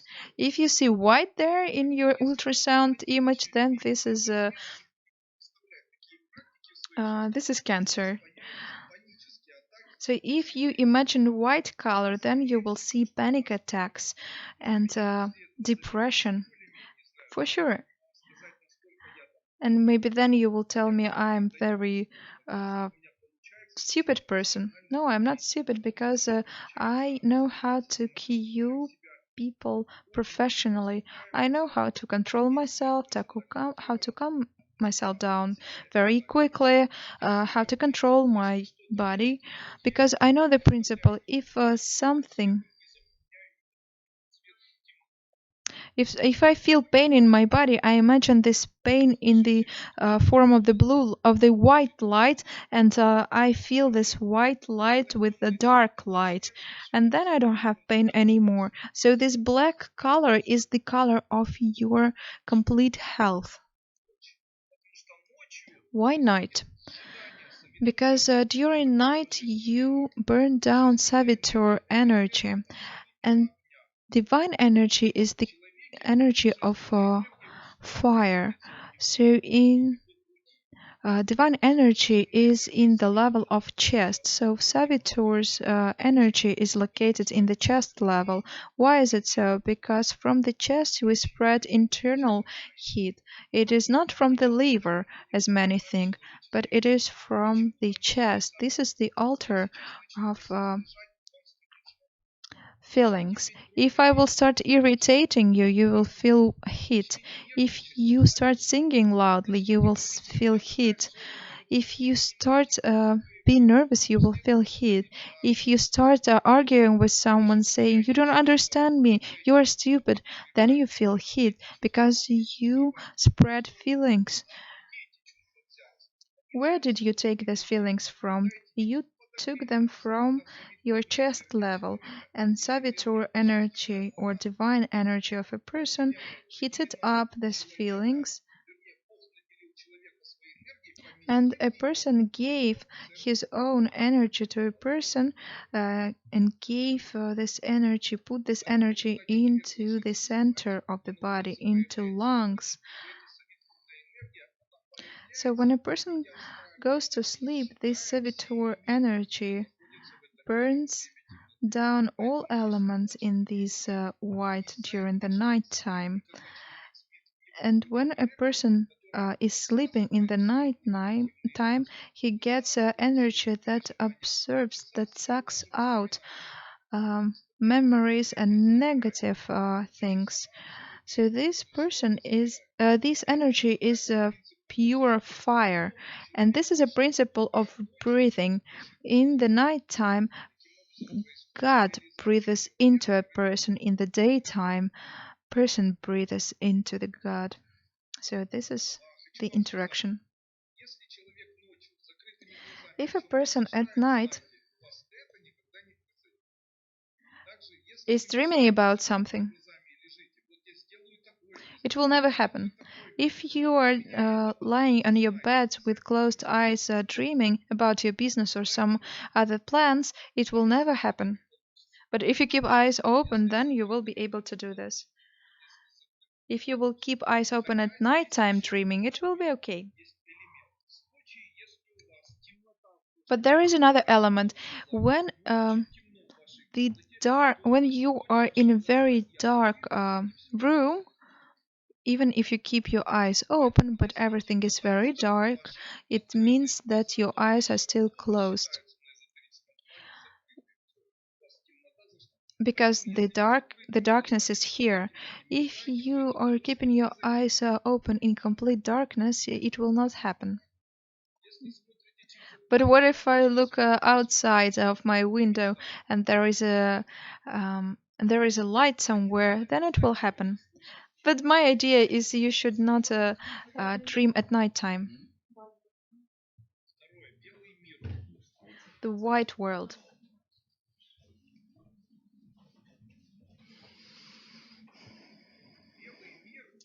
The white world are the elements. Remember, I was speaking about vibrations. Do you feel vibrations? They make someone to do something. So this white world which exists, it is a desire of someone that you do something. Look, I want Ina to come down. I want her to sleep. And I will do this. And I will imagine that Ina is surrounded by white, bright color, and or white light. And because of this, my mental energy that created this bright light will make Ina come down. It happens so that my thoughts look like white light, and mental energy of people is a white light that surrounds people. If you see white light around a person, it suggests that this is the light of his own thoughts or thoughts of other people. So sometimes you can think that white light around a person says that he or she is someone nice, someone beautiful. Why highly spiritual things? Why highly spiritual people were surrounded by white light? Because they accepted this white light. They were surrounded by people who were thinking a lot uh, about them.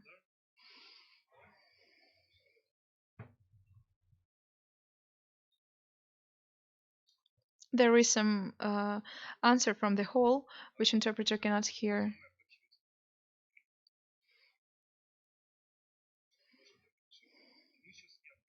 So the answer is, please, let's stay on the topic.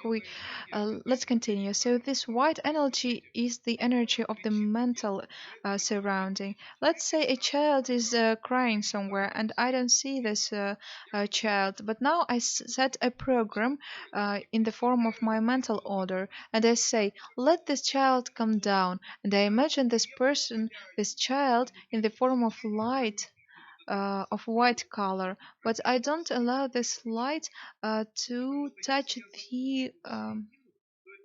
the skin or the internal organs of this child or of this person, because then I will break energy of this person, because my thoughts will get into this person and this person will be immediately depressed.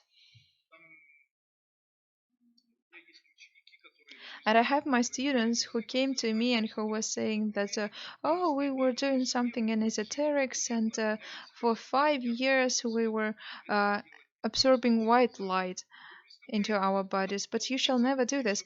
Imagine, you. There are always vibrations that surround you, and these vibrations, they make you act. And but when you absorb these thoughts and these vibrations in the form of white light, then you will go mad, because this will increase resistance within you, and in your head, chest or stomach, you will feel panic attacks. Never do this. Never do this ever. These are practices that have been used in Arangimangi temple. There was such a temple that was using black magic in Tibet, and this temple applied black magic, and they used special mechanisms to break a will of a person. And the main practice was a program setting. I want to hang myself, and then a person imagined. This victim surrounded by white light, and light was also absorbed by the body of this victim, and in this moment this person wanted to harm himself. But in my school it will never work, because I set protecting programs. So don't write it down. You will not use it. So when a person absorbs a white light, it leads to depression and death. But if you surround yourself with light of white color, it will make you even with the society. Let me explain what I mean. Let's say in a small town, the amount of people who drink is 90% and the amount of people who don't drink is 10%. Then if you surround yourself with bright light of white color, you will start having desire to drink alcohol, because you will absorb external vibrations of the society. But what if you are surrounded not by 90% of drinking people, but by children and women? Then uh, you will not be drinking. So it is not always a good idea to be in the bright white color, because if you do this, you can become malfortunate person, and you will become depressive, and all of this is attracted by the light color, and it can uh, bring a lot of depression into your life. So mental disorders. But you don't need mental disorders, right? But can you do it with a neighbor? Yes, of course you can do it with your neighbor. If a neighbor is yelling at you, what are you doing? As you imagine, yeah, now it's time to sleep. And right after this word, you make an order and you say, yes, it's time to sleep. And then you imagine your neighbor in the white color, and then you count it up to 10, and this is the maximum time of realization of the energy. And if the neighbor is still yelling at you, you make an order again. It's time to sleep. You imagine white color around this person, and then a person lies down. Then a person, then a person has to stop yelling at you. But don't trust what I say. Don't trust me, because you never know what I'm saying to you. My advice, not to trust me, but to try what I'm saying, to try with your own experience, and then tell me, will it work or not. So the most interesting, the yellow world of Savitur. This is the world of divine love. This is the world of conciseness. This is the world where the God manifests within a person.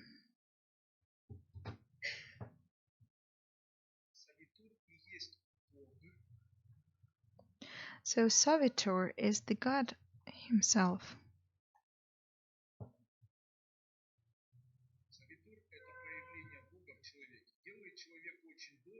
Savitur is when a God appears within a person. A person becomes very kind. A person is linked to the God.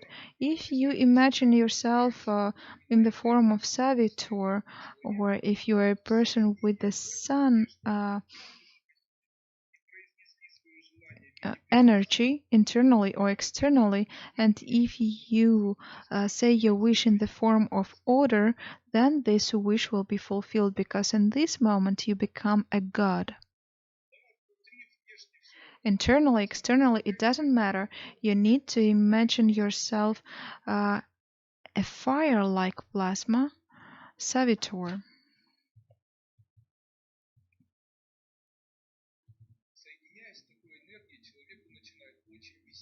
So when a person is linked to this energy, this person becomes very fortunate.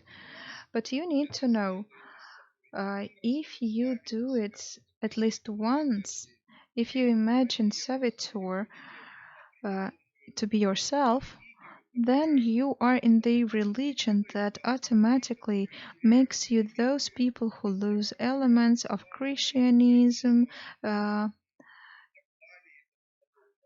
Islam, and other religions. So you are immediately in the class of people who know what servitor is. And these people have a certain title. They are titled by ins. So you become ins, people who are linked directly to servitor. So if you don't want to lose your belief, if you don't want to lose your crosses that you wear, don't do this.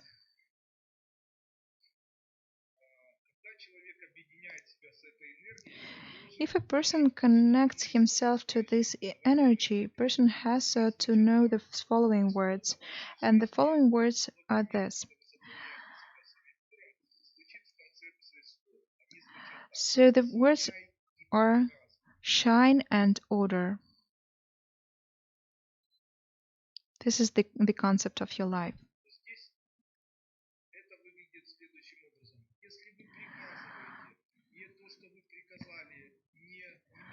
But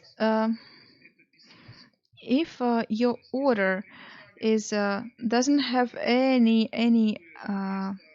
meaning, meaningless completely, then it may be. If, for example, if you say, if you make strange orders like someone to have illness or someone to suffer, then servitor energy will disconnect from you. You need to use servitor energy with the idea what the deity would do, what the God would do, and God is kind, so your orders have to be kind. A person says, I make an order that now something should happen. And if a person is able to control his or her own brightness and makes an order, this order is fulfilled. And the order depends on the level of servitor energy. And your level of servitor energy depends on the level of your spirituality, which is linked to the element of kindness.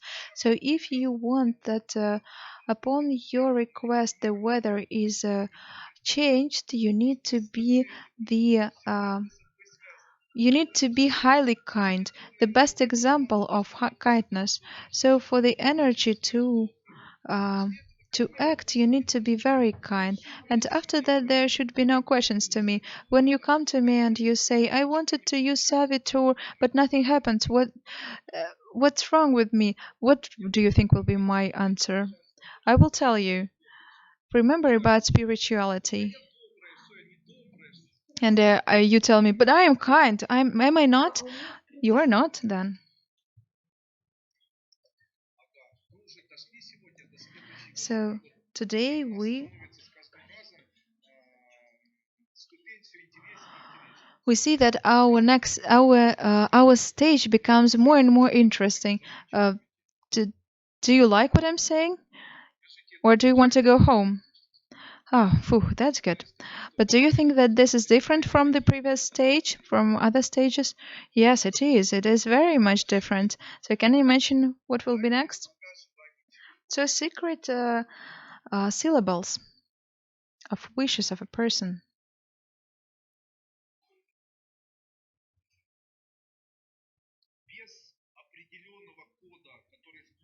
Without a specific code that will turn on a servitor or a servitor energy, nothing will happen. But this syllable is something that no one should know. Not everyone can know this syllable because if a person shares this syllable with those who are not worthy of it, then all the kindness, all the good things will turn into harm. Remember when I was saying that if a person wants to help for free, or if a person wants to to assist someone without being asked, then as a result there will be only harm. So now, if I will give you a syllable that links you to servitor, and if you will want to use this syllable to influence your child anyhow, no, you will only harm your child. So why do I do this servitor practice? Why do I give them to you? Because I want people to use it for themselves. I give it to you so that you use it for yourself, or for those people who pay to you for using them. If a person wants you to do something, you can use servitor, but only if you took money from this person. But if a person says, "Oh, please try, Jesus Christ was doing this for free," yes, he was. But if people are not paying money to you, then eventually it will result in something bad, and you will turn out, you will become a source of bad things. And your child should not. There was a question from the hall, but interpreter doesn't hear it. The answer is that your child should not know the syllable. So first I will tell you how to work with servitor, and then I will tell you how to speak with children, how to work with children. So now you are a new magician, and magicians they start using divine energy, and then they start using special syllable. Then they make orders. What the syllable is this? A syllable that is translated in the following way: me and God, we are linked with the energy, by the energy, and you need to imagine, to visualize yourself in the sunny energy. And the syllable is the following: nak, nak. It is hard to pronounce, yeah? So you pronounce it 1, 2, or 10 times. Let's say I want to have sunny weather outside, so I need to pronounce nak syllable standing. So I open my eyes wide and I make surprised expression on my face. I do this and pronounce the syllable many times, and then make an order. Let's it rain now. And I imagine that this solar energy is myself, or I imagine myself surrounded by this plasma yellow energy. So Nath syllable is a secret syllable that opens immediately all your energy centers and immediately makes your energy shining but with different colors.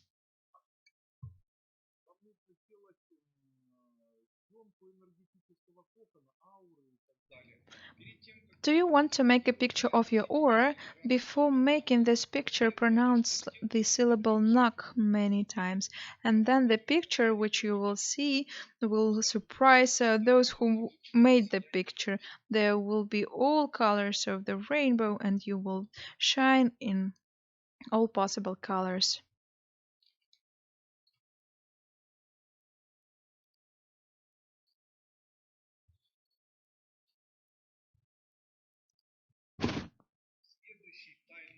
Next secret syllable of fulfilling wishes. It is the syllable, the code of matrix where we live. It is a syllable where with inhalation you pronounce hoop. Hoop. Hoop. Let's say I want my wish to fulfill. Which one? I want a lot of money. How much money? $300. Isn't it much? All right, then 320. And I need them today. Now I need money. What do I want now? Love I already have. Maybe health. I want to be healthy. So what shall I do? I sit down, I start hanging like this, and I do this hope, health, hope, health, hope, health, hope, health. And this is how I attract health into my life, because hope means health in this context. But let's say I am a woman and I want to attract a husband. Hope, a good husband. Hope, a good husband. Oh my god, now I'm going to have a good husband. No, I don't need one.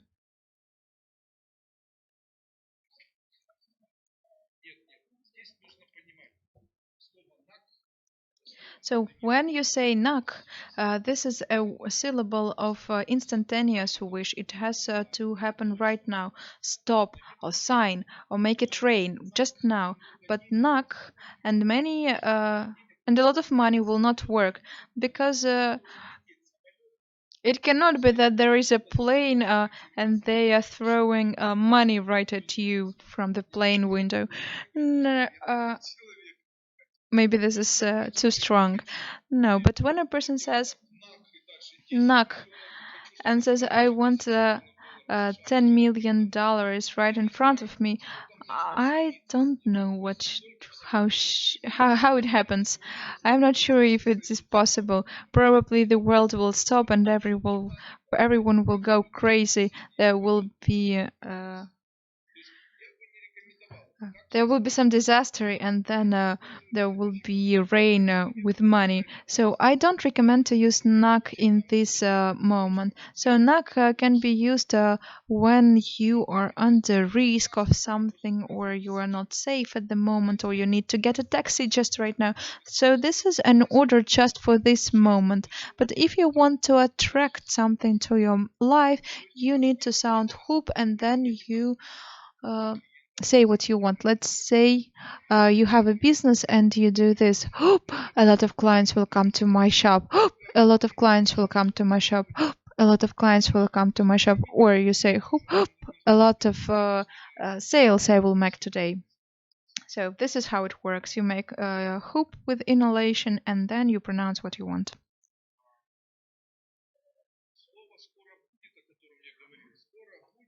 The word, remember, very soon I will have.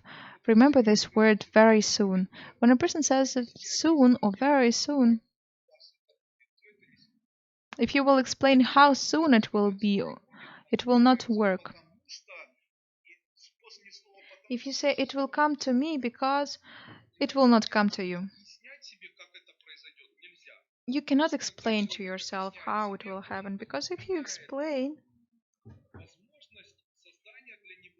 you change an opportunity for creating new algorithms for him. So we want to have something for ourselves the way we want, it. But we need to provide uh, a choice for the God to find the best way which is suitable for him. There is a story. A God appeared before the man, a man who earned merit so that his wishes are fulfilled. And the God says, "What do you want, dear boy?" And this man says, "Who are you?" And he says, "I am a god." And the god says, "All right, what do you want?" And the man says, "Oh, I want to have a super fancy car which looks like this and like that." And the god says, "Oh, this is too hard. Maybe you have another wish." And the man says, "All right, maybe my second wish, maybe my neighbor, this pretty girl, can become my wife, and she falls in love with me." Then the god says, "All right, we will fulfill your first wish." You see, because it is important. It is important for you not to think how it will come to your life. It is the God who has to think about this. This is the problem of the God now. So when you say to a woman, very soon you will have your best partner, and this woman is in doubt, but how can he come into my life? How is it even possible? Will he come or not? And when you say this, he will not come, because you need to trust. 100% you need to trust. It will come soon, that's it. But you don't need to think, where will I find him? Where will we meet? How he will look like? If you do this, then you will not find him. You just believe that it will happen soon, and you forget. So today, remember, yesterday I was speaking about Jaguar. Remember? So today I went out from my office and there was Jaguar right in front of me, but I didn't say keys for the Jaguar, so the Jaguar wasn't mine. So for a person to obtain, to fulfill wishes that he has, the person has to be truthful. Why wishes are not fulfilled? A person says,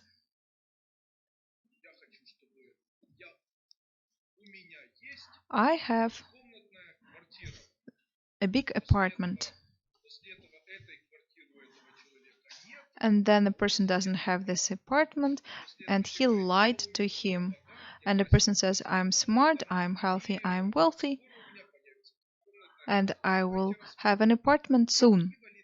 So let us analyze whether it is true, whether he's smart, whether he's happy. Who is he? So what shall be the starting point if I want to jump? So in order to jump, I need to start at the baseline. And when I run, this is my life. But if I live in my fantasies, then I will have to jump too high, even to fly to this finishing point, because there is lie in my life. It is impossible. So a person has to understand what's going on with him now. So a woman says, I want to find a very good husband. And before this practice, she has to say what she has now. She has to say, I'm I'm quite old, I'm not that beautiful, I'm poor, no one needs me. Maybe this is cruel, but this is truth. And will you attract such a man? Someone asks from the hall, from the audience. No, it doesn't mean this. It means that you know where you are standing now. This energy is from this place, and from this place it will start manifesting your own elements for improving. When a person says, I am young, I am healthy, I am fashionable, while in reality this person is contrary of that, then the system of divine creation of time elements or event elements will not be tuned correctly for this person, because it will be tuned on a fantasy for a fantasy person. So you need to model yourself who you really are, so that everything is based on a realistic picture. So let's say you're calling to a god. Hello, are you God? And the god says, yes, who are you? And you say, I'm young, I'm beautiful, I'm rich guy. And he says, all right, what do you want? And I say, soon I will be rich. But the god says, you're already richer, and maybe to be even richer, you need a little bit more. Maybe an event where you can meet a president. And then you can't afford a loaf of bread. And then a person comes to you, and then a car comes to you, and a president gets out of a car. And you say, no, I don't know, but at least you saw a president.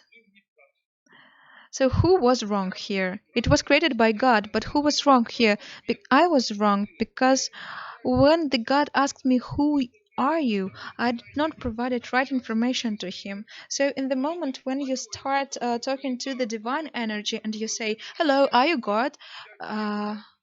And the God is asking, yes, who are you? At this moment, you need to say truth. You need to say, I'm poor woman. I have pain a lot in my body. Maybe I'm a little bit a freak. Maybe I'm strange. But soon I will be very healthy woman. And the God says, okay, okay, that's not a problem. So the information will be accepted, but the information will be accepted correctly, you see, and the idea of divinity will accept your. So the God will accept who you are because God uh, is not your mate, but is someone who is ready to hear truth. So it is not like you are talking to your friend saying like, "Oh, I have very good relations with my husband and everything is okay."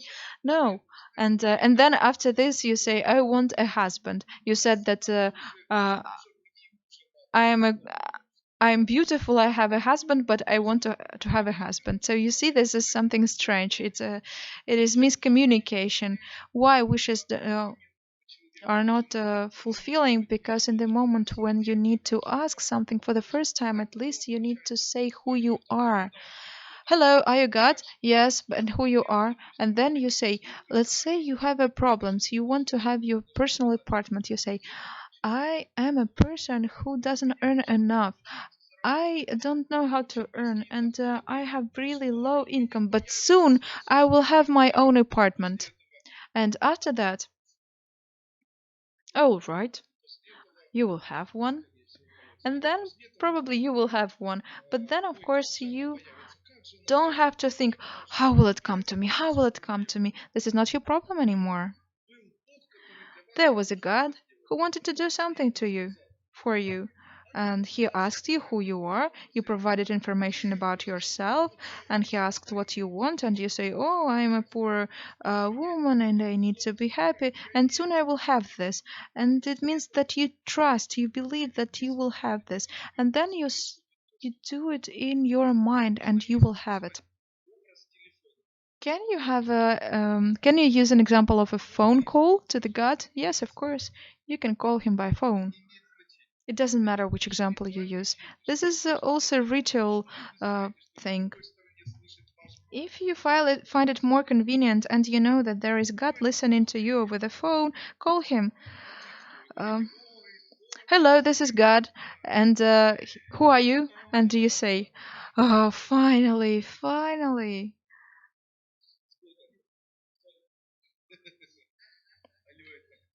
Yeah, this is funny. Someone says from the audience, if you really want to call to God and someone takes a phone and you hear the sound. Yeah, if you want to use this practice, you can use, Andrii says. It is an esoteric practice which I gave. When I give a phone to a person and this person was calling to God and saying, "Hello, God, could you do this for me?" And then it happens. But of course, if you're in your real life, you want to have a new husband, you can call, you can imagine I'm calling to a God and you say, "Hello, God, it is me." And you have to tell truth about yourself. You had to say, and you have to be prepared, you know? You can describe what you want. Not too many wishes, only one. Do you understand? Only one wish uh, for 1 hour, and only the. Maybe you have. Maybe you have a wish. Please give me eat and give me some shelter, and I need to wear something. So a lot of wishes in one. So this is very strange mixture of wishes, of desires, and then you can mix it with uh, kind of, oh, this is not even my wish, but it would be nice to have this, and also it would be nice to have that, and then a car, and then a house, and then it would be nice to have something else.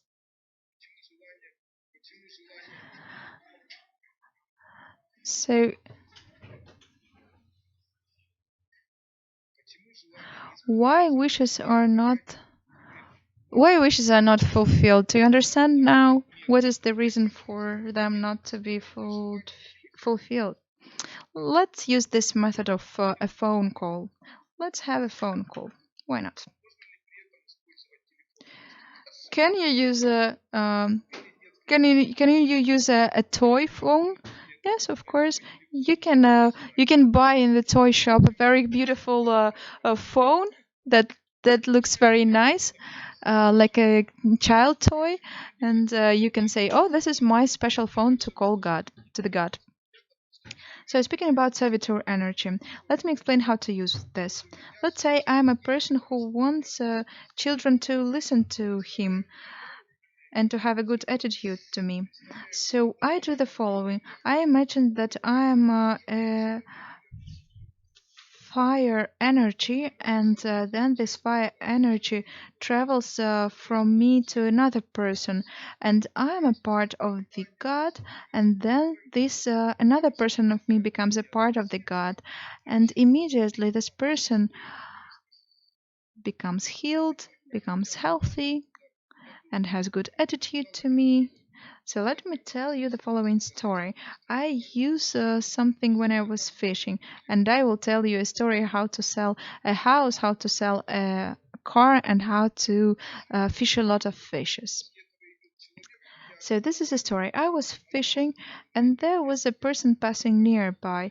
And in this moment, I imagined that I am a servitor, and I feel this person with servitor energy. And automatically, a person thinks that you are his best mate, and he trusts you.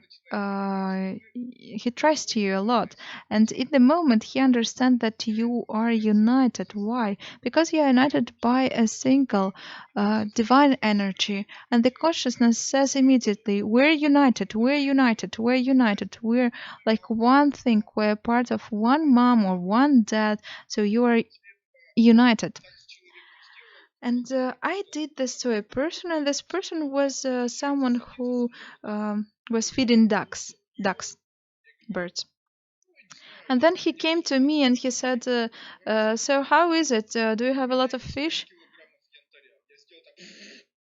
And I said, like, maybe. And then he told me, I have 5 kilos of amber, and that is like this.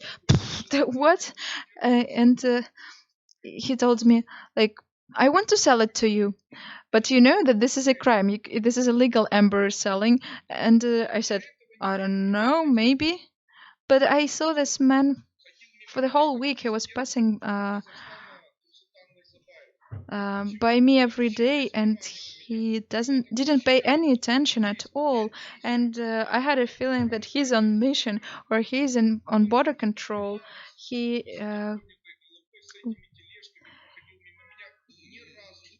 He was never even greeting me anytime. But then he approached me and asked, "Do you drink?" I said, like, how much time it is? What time it is? And I say, it's 9 in the morning. And I said, oh no, I don't drink in this time. And he said, it's unfortunate because I have our local whiskey. And then he brought local whiskey, and he brought some snacks. And then he wanted to say something to me like, "Yay, brother, you won't be able to fish a lot with this equipment." And he introduced me to all other friends of his. So what do I do next?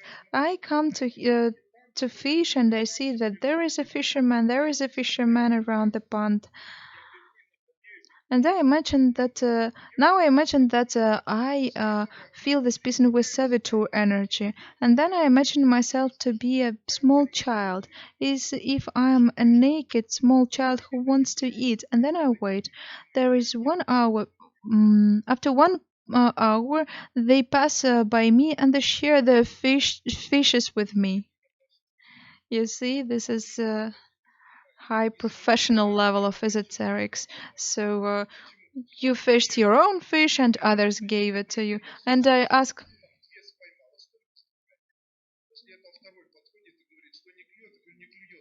And I ask, why are you giving me your fish away? And the fisherman said, I fished only two, and what do I do with these two small fishes? So you can take them. And then the second guy says, so do you have fish? And they say, not really. And then he says, take mine. So they all passed by me and they all gave me their fish.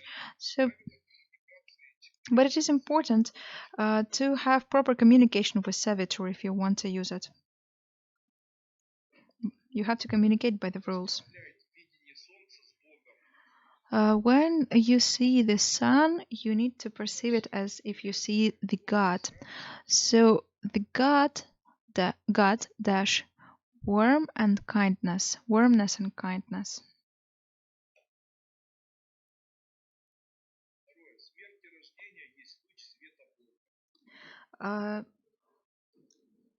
Death and birth is a ray sent by the God.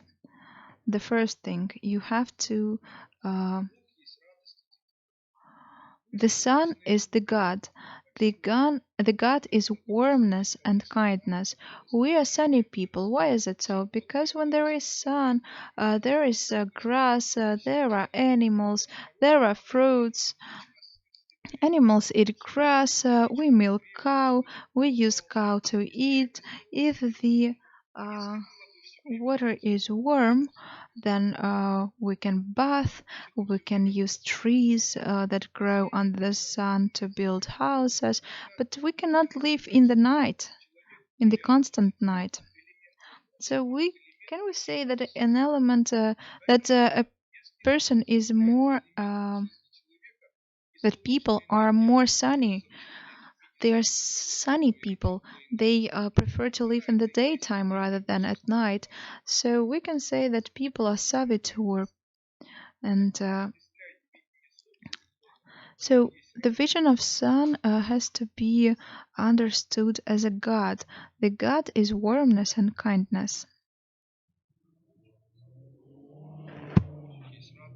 The God is warmness and kindness. The second thing, death and birth is the ray of light for the God. Death and birth is the ray of light for the God. What is belief? Belief is when you see the light of God in every person. Belief is when you see the light of God in every person.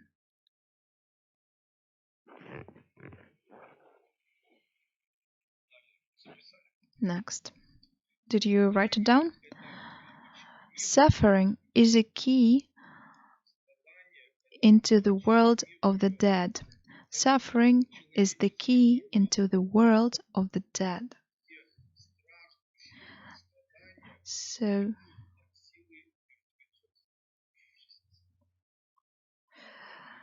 let me repeat again.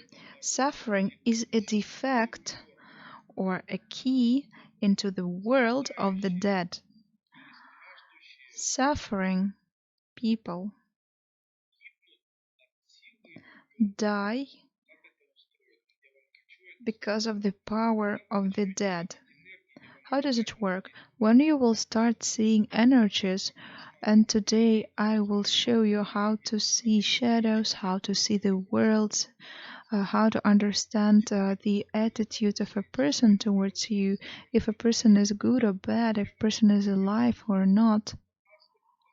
Then I will show to you, and with some time, when you will use the secret codes, you will have different types of visions.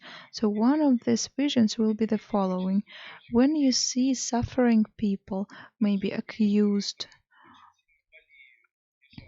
people who are detained, or people who are very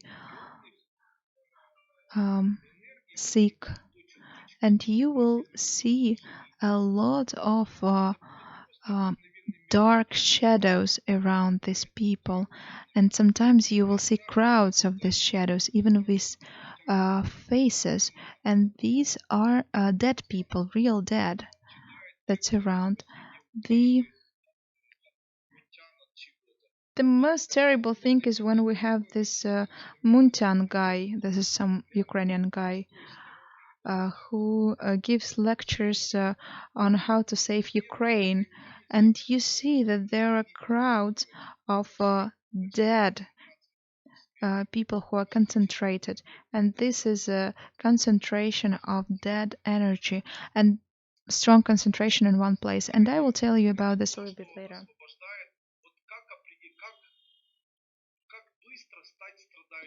How to become a suffering one very quickly.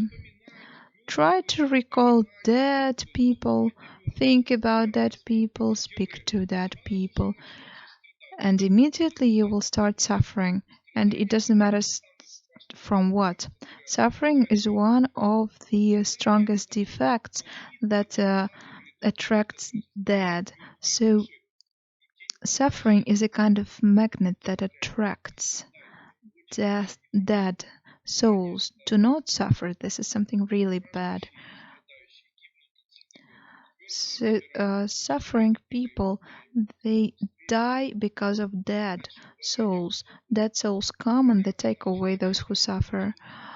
Respect towards God can be manifested through indifference to any type of evil. Whatever type of evil you hear, you need to be indifferent.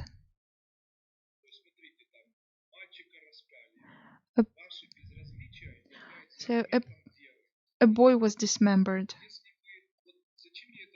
And if you're indifferent, then you need then you're respectful.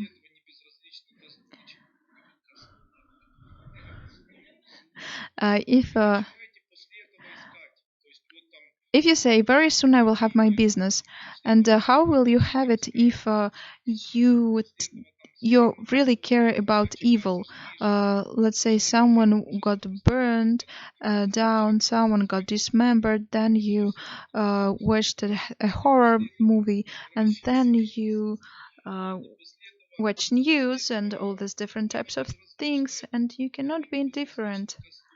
And you are not indifferent towards evil, and people are laughing there because in Russian it sounds that you are indifferent towards. This is a joke. You are indifferent towards towards a goat, because this is how it sounds in Russian. But in fact, what Andrii means is that being indifferent towards evil. So. And sometimes people tell me, what shall I do if I meet some people who are in a very bad situations, and I feel pity, I feel sorry. But you have to be indifferent, because you don't have to give your energy to evil powers. You as a magician have to remember that the God never threatened you and will never be threatening, because this is a kind of energy that can never be threatening. And the God, you should not save anyone from God, but everything that you find in the books, that he was threatening someone, that he made someone to sink down, this is all bullshit, because this type of energy simply cannot say this. This is an energy that never threaten anyone. Why? Because even if it were, then it would just turn off the light, and we would be in complete darkness. How? What should we think about gods of other religions? Can we do something about them? How to use them? Of course. Let me explain. Any gods in esoterics are avatars. Any gods in esoterics are elements, meaning avatars of energetically united energies combined into clusters. Avatars of energetically combined energies combined into clusters. So if a person is in the class of Christianity, this person cannot get rid of it, cannot live in a different way. But then I will tell you whom not to turn to. If you are in a church, what can you do? Let me explain. You can imagine Jesus Christ and ask him for good attitude towards you from the people.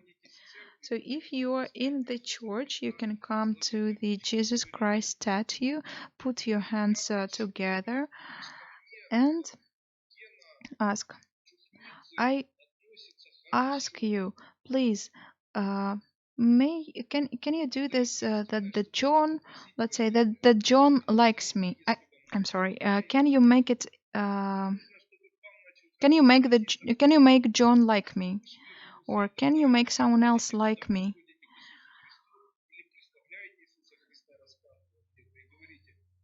So you come to a crucified statue of Christ and ask him, please, let the husband of my friend uh, have good attitude towards me. So this is the only thing that you can get from the Christian church. And this is the only thing that this cluster is linked to. And I tell this to you as a esoterician and a person who's able to open eyes to what type of goals you can use here. Anything else will not give you. This is the only thing that you can get from the church, you know? Nothing else. You can ask only for a good attitude. You can say, please let my parents have a good attitude towards me, be happy with me. Let this celebrity be my best friend.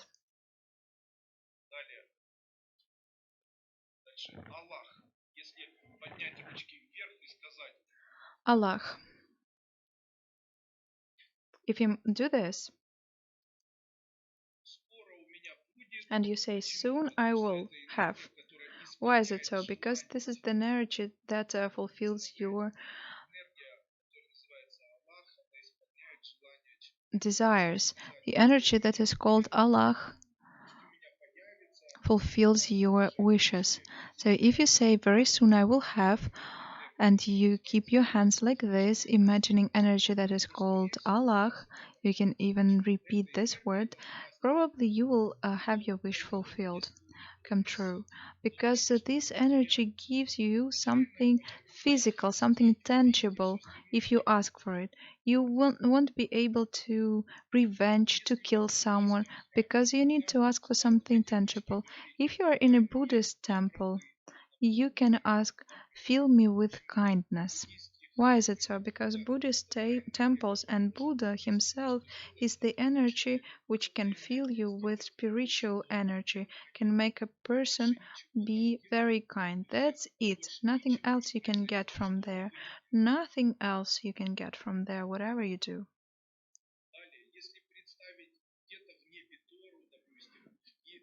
If you imagine Torah somewhere up in the skies, you know, Jews have such a book that is called Torah. So you can ask to fill your life with wisdom, because Torah is an element of wisdom. It can give this wisdom to you. Even if you in synagogue, you can put your hands in this form and ask for wisdom, and you will get. Shiva temples.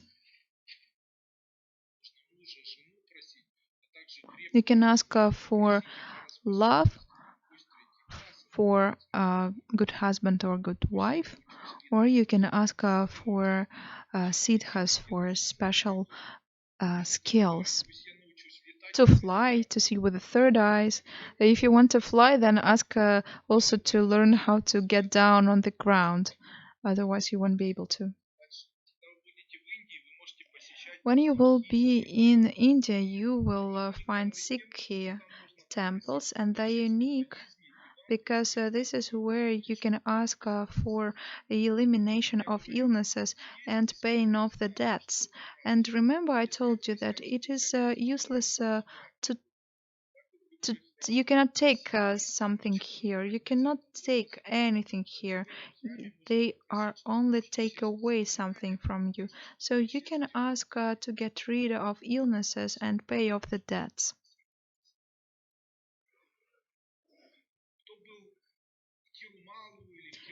If some of you were in Kirumal or Kirupaki in India, this is a very famous Vishnaidu temple, or if you come to Vishnaidu temple of any kind, then you will ask to find a partner, to get married, to have children, everything that is linked to family, love, childbirth. This is the only thing that you can get there.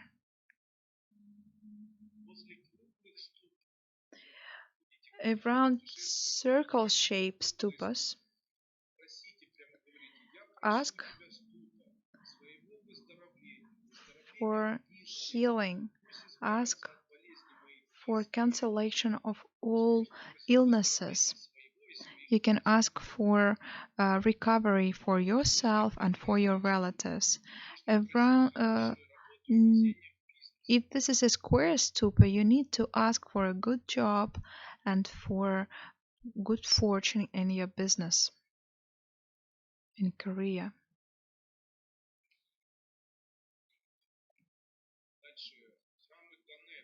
Ganesha temples, you need to ask for glory and money. You can ask, give me glory and money. Give me glory and money. And instead, I will give you 3 rupees.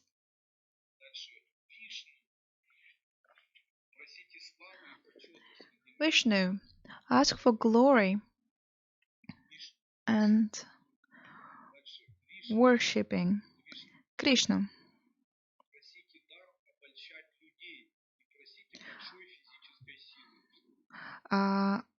Ask for the skill or for the gift to attract people and for strong physical strength. But you shall never ask dead people for something. For example, in Christianity, there were some people who died some time ago, and they are considered to be holy people, like Holy Michael or someone else. And you start asking dead people. You should never do this. And never ever do anything with your family tree. Never do with dead people anything. Never do anything with your clan, with your generations, because this is really very bad practices. Why is it so? I didn't see it for a long time, but then when I saw this, and I saw a video when a woman was telling, "Oh, my generations, please give me powers, please give me power." And I see darkness all around her, and I saw this darkness that started taking out, taking her energy and body. So her dead relatives came to her and started taking something from her. So you should never ask anything, not from your parents, not from your generations. Never get in contact with dead people. The same goes with Christians. Never worship with deathly remains of holy people. So instead of Instead of worshipping the god, people worship deathly remains. So I don't think this is the right thing. Have you ever seen that in Evangeli, students of Jesus Christ called him the ruler? No, I don't think that you can call a person the ruler if the Bible doesn't call the Jesus Christ the ruler. So, all right. Tomorrow we're going to have a concept of rebirth, and tomorrow I will give you how with a click of fingers to clean environment around you, and I will tell you how with a click of fingers to have very good relationships in your family.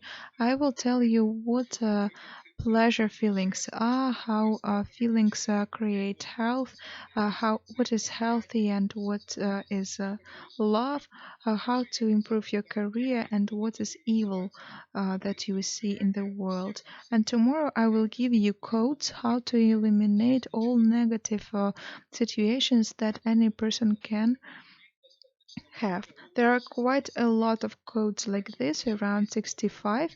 If you may, tomorrow I will give it to you and we will try to apply them practically as well. What else will we have? What to do if a person um, feels bad? Esoteric centers of a person, excess of energy. I will tell you how with 1 or 2 minutes eliminate negative things in your organs. So I will give you new mantras which open up your chakras immediately, to find kundalini energy immediately, to feel younger and better, and it will happen right here now. Are you interested in this? Right. So on the first stage, I will give you codes. What are those codes?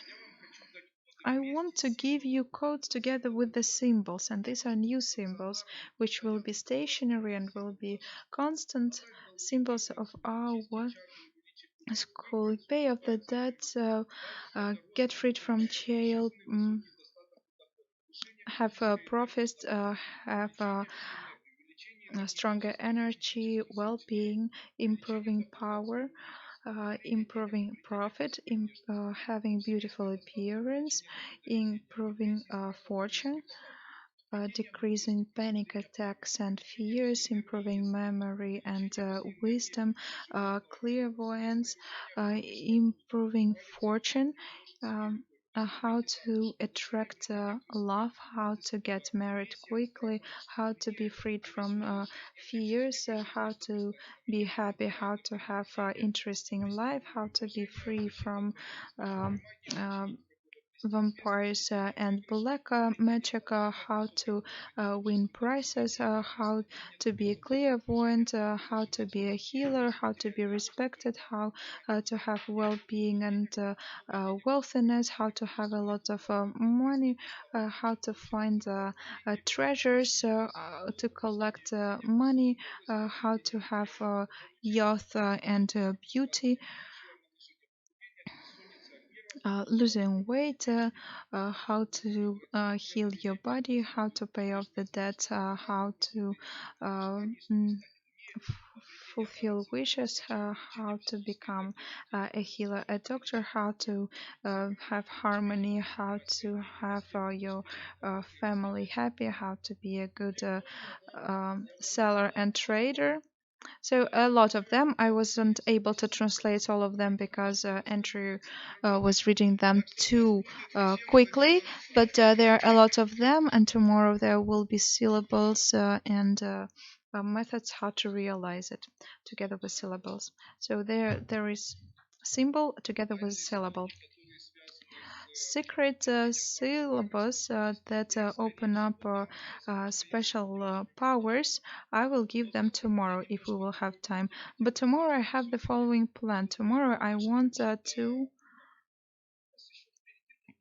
We have so many things in front of us, and there is a very intensive process. and very bright one. So tomorrow I will tell you how with the saboteur energy to clean up this space quickly, and I will tell you what exists.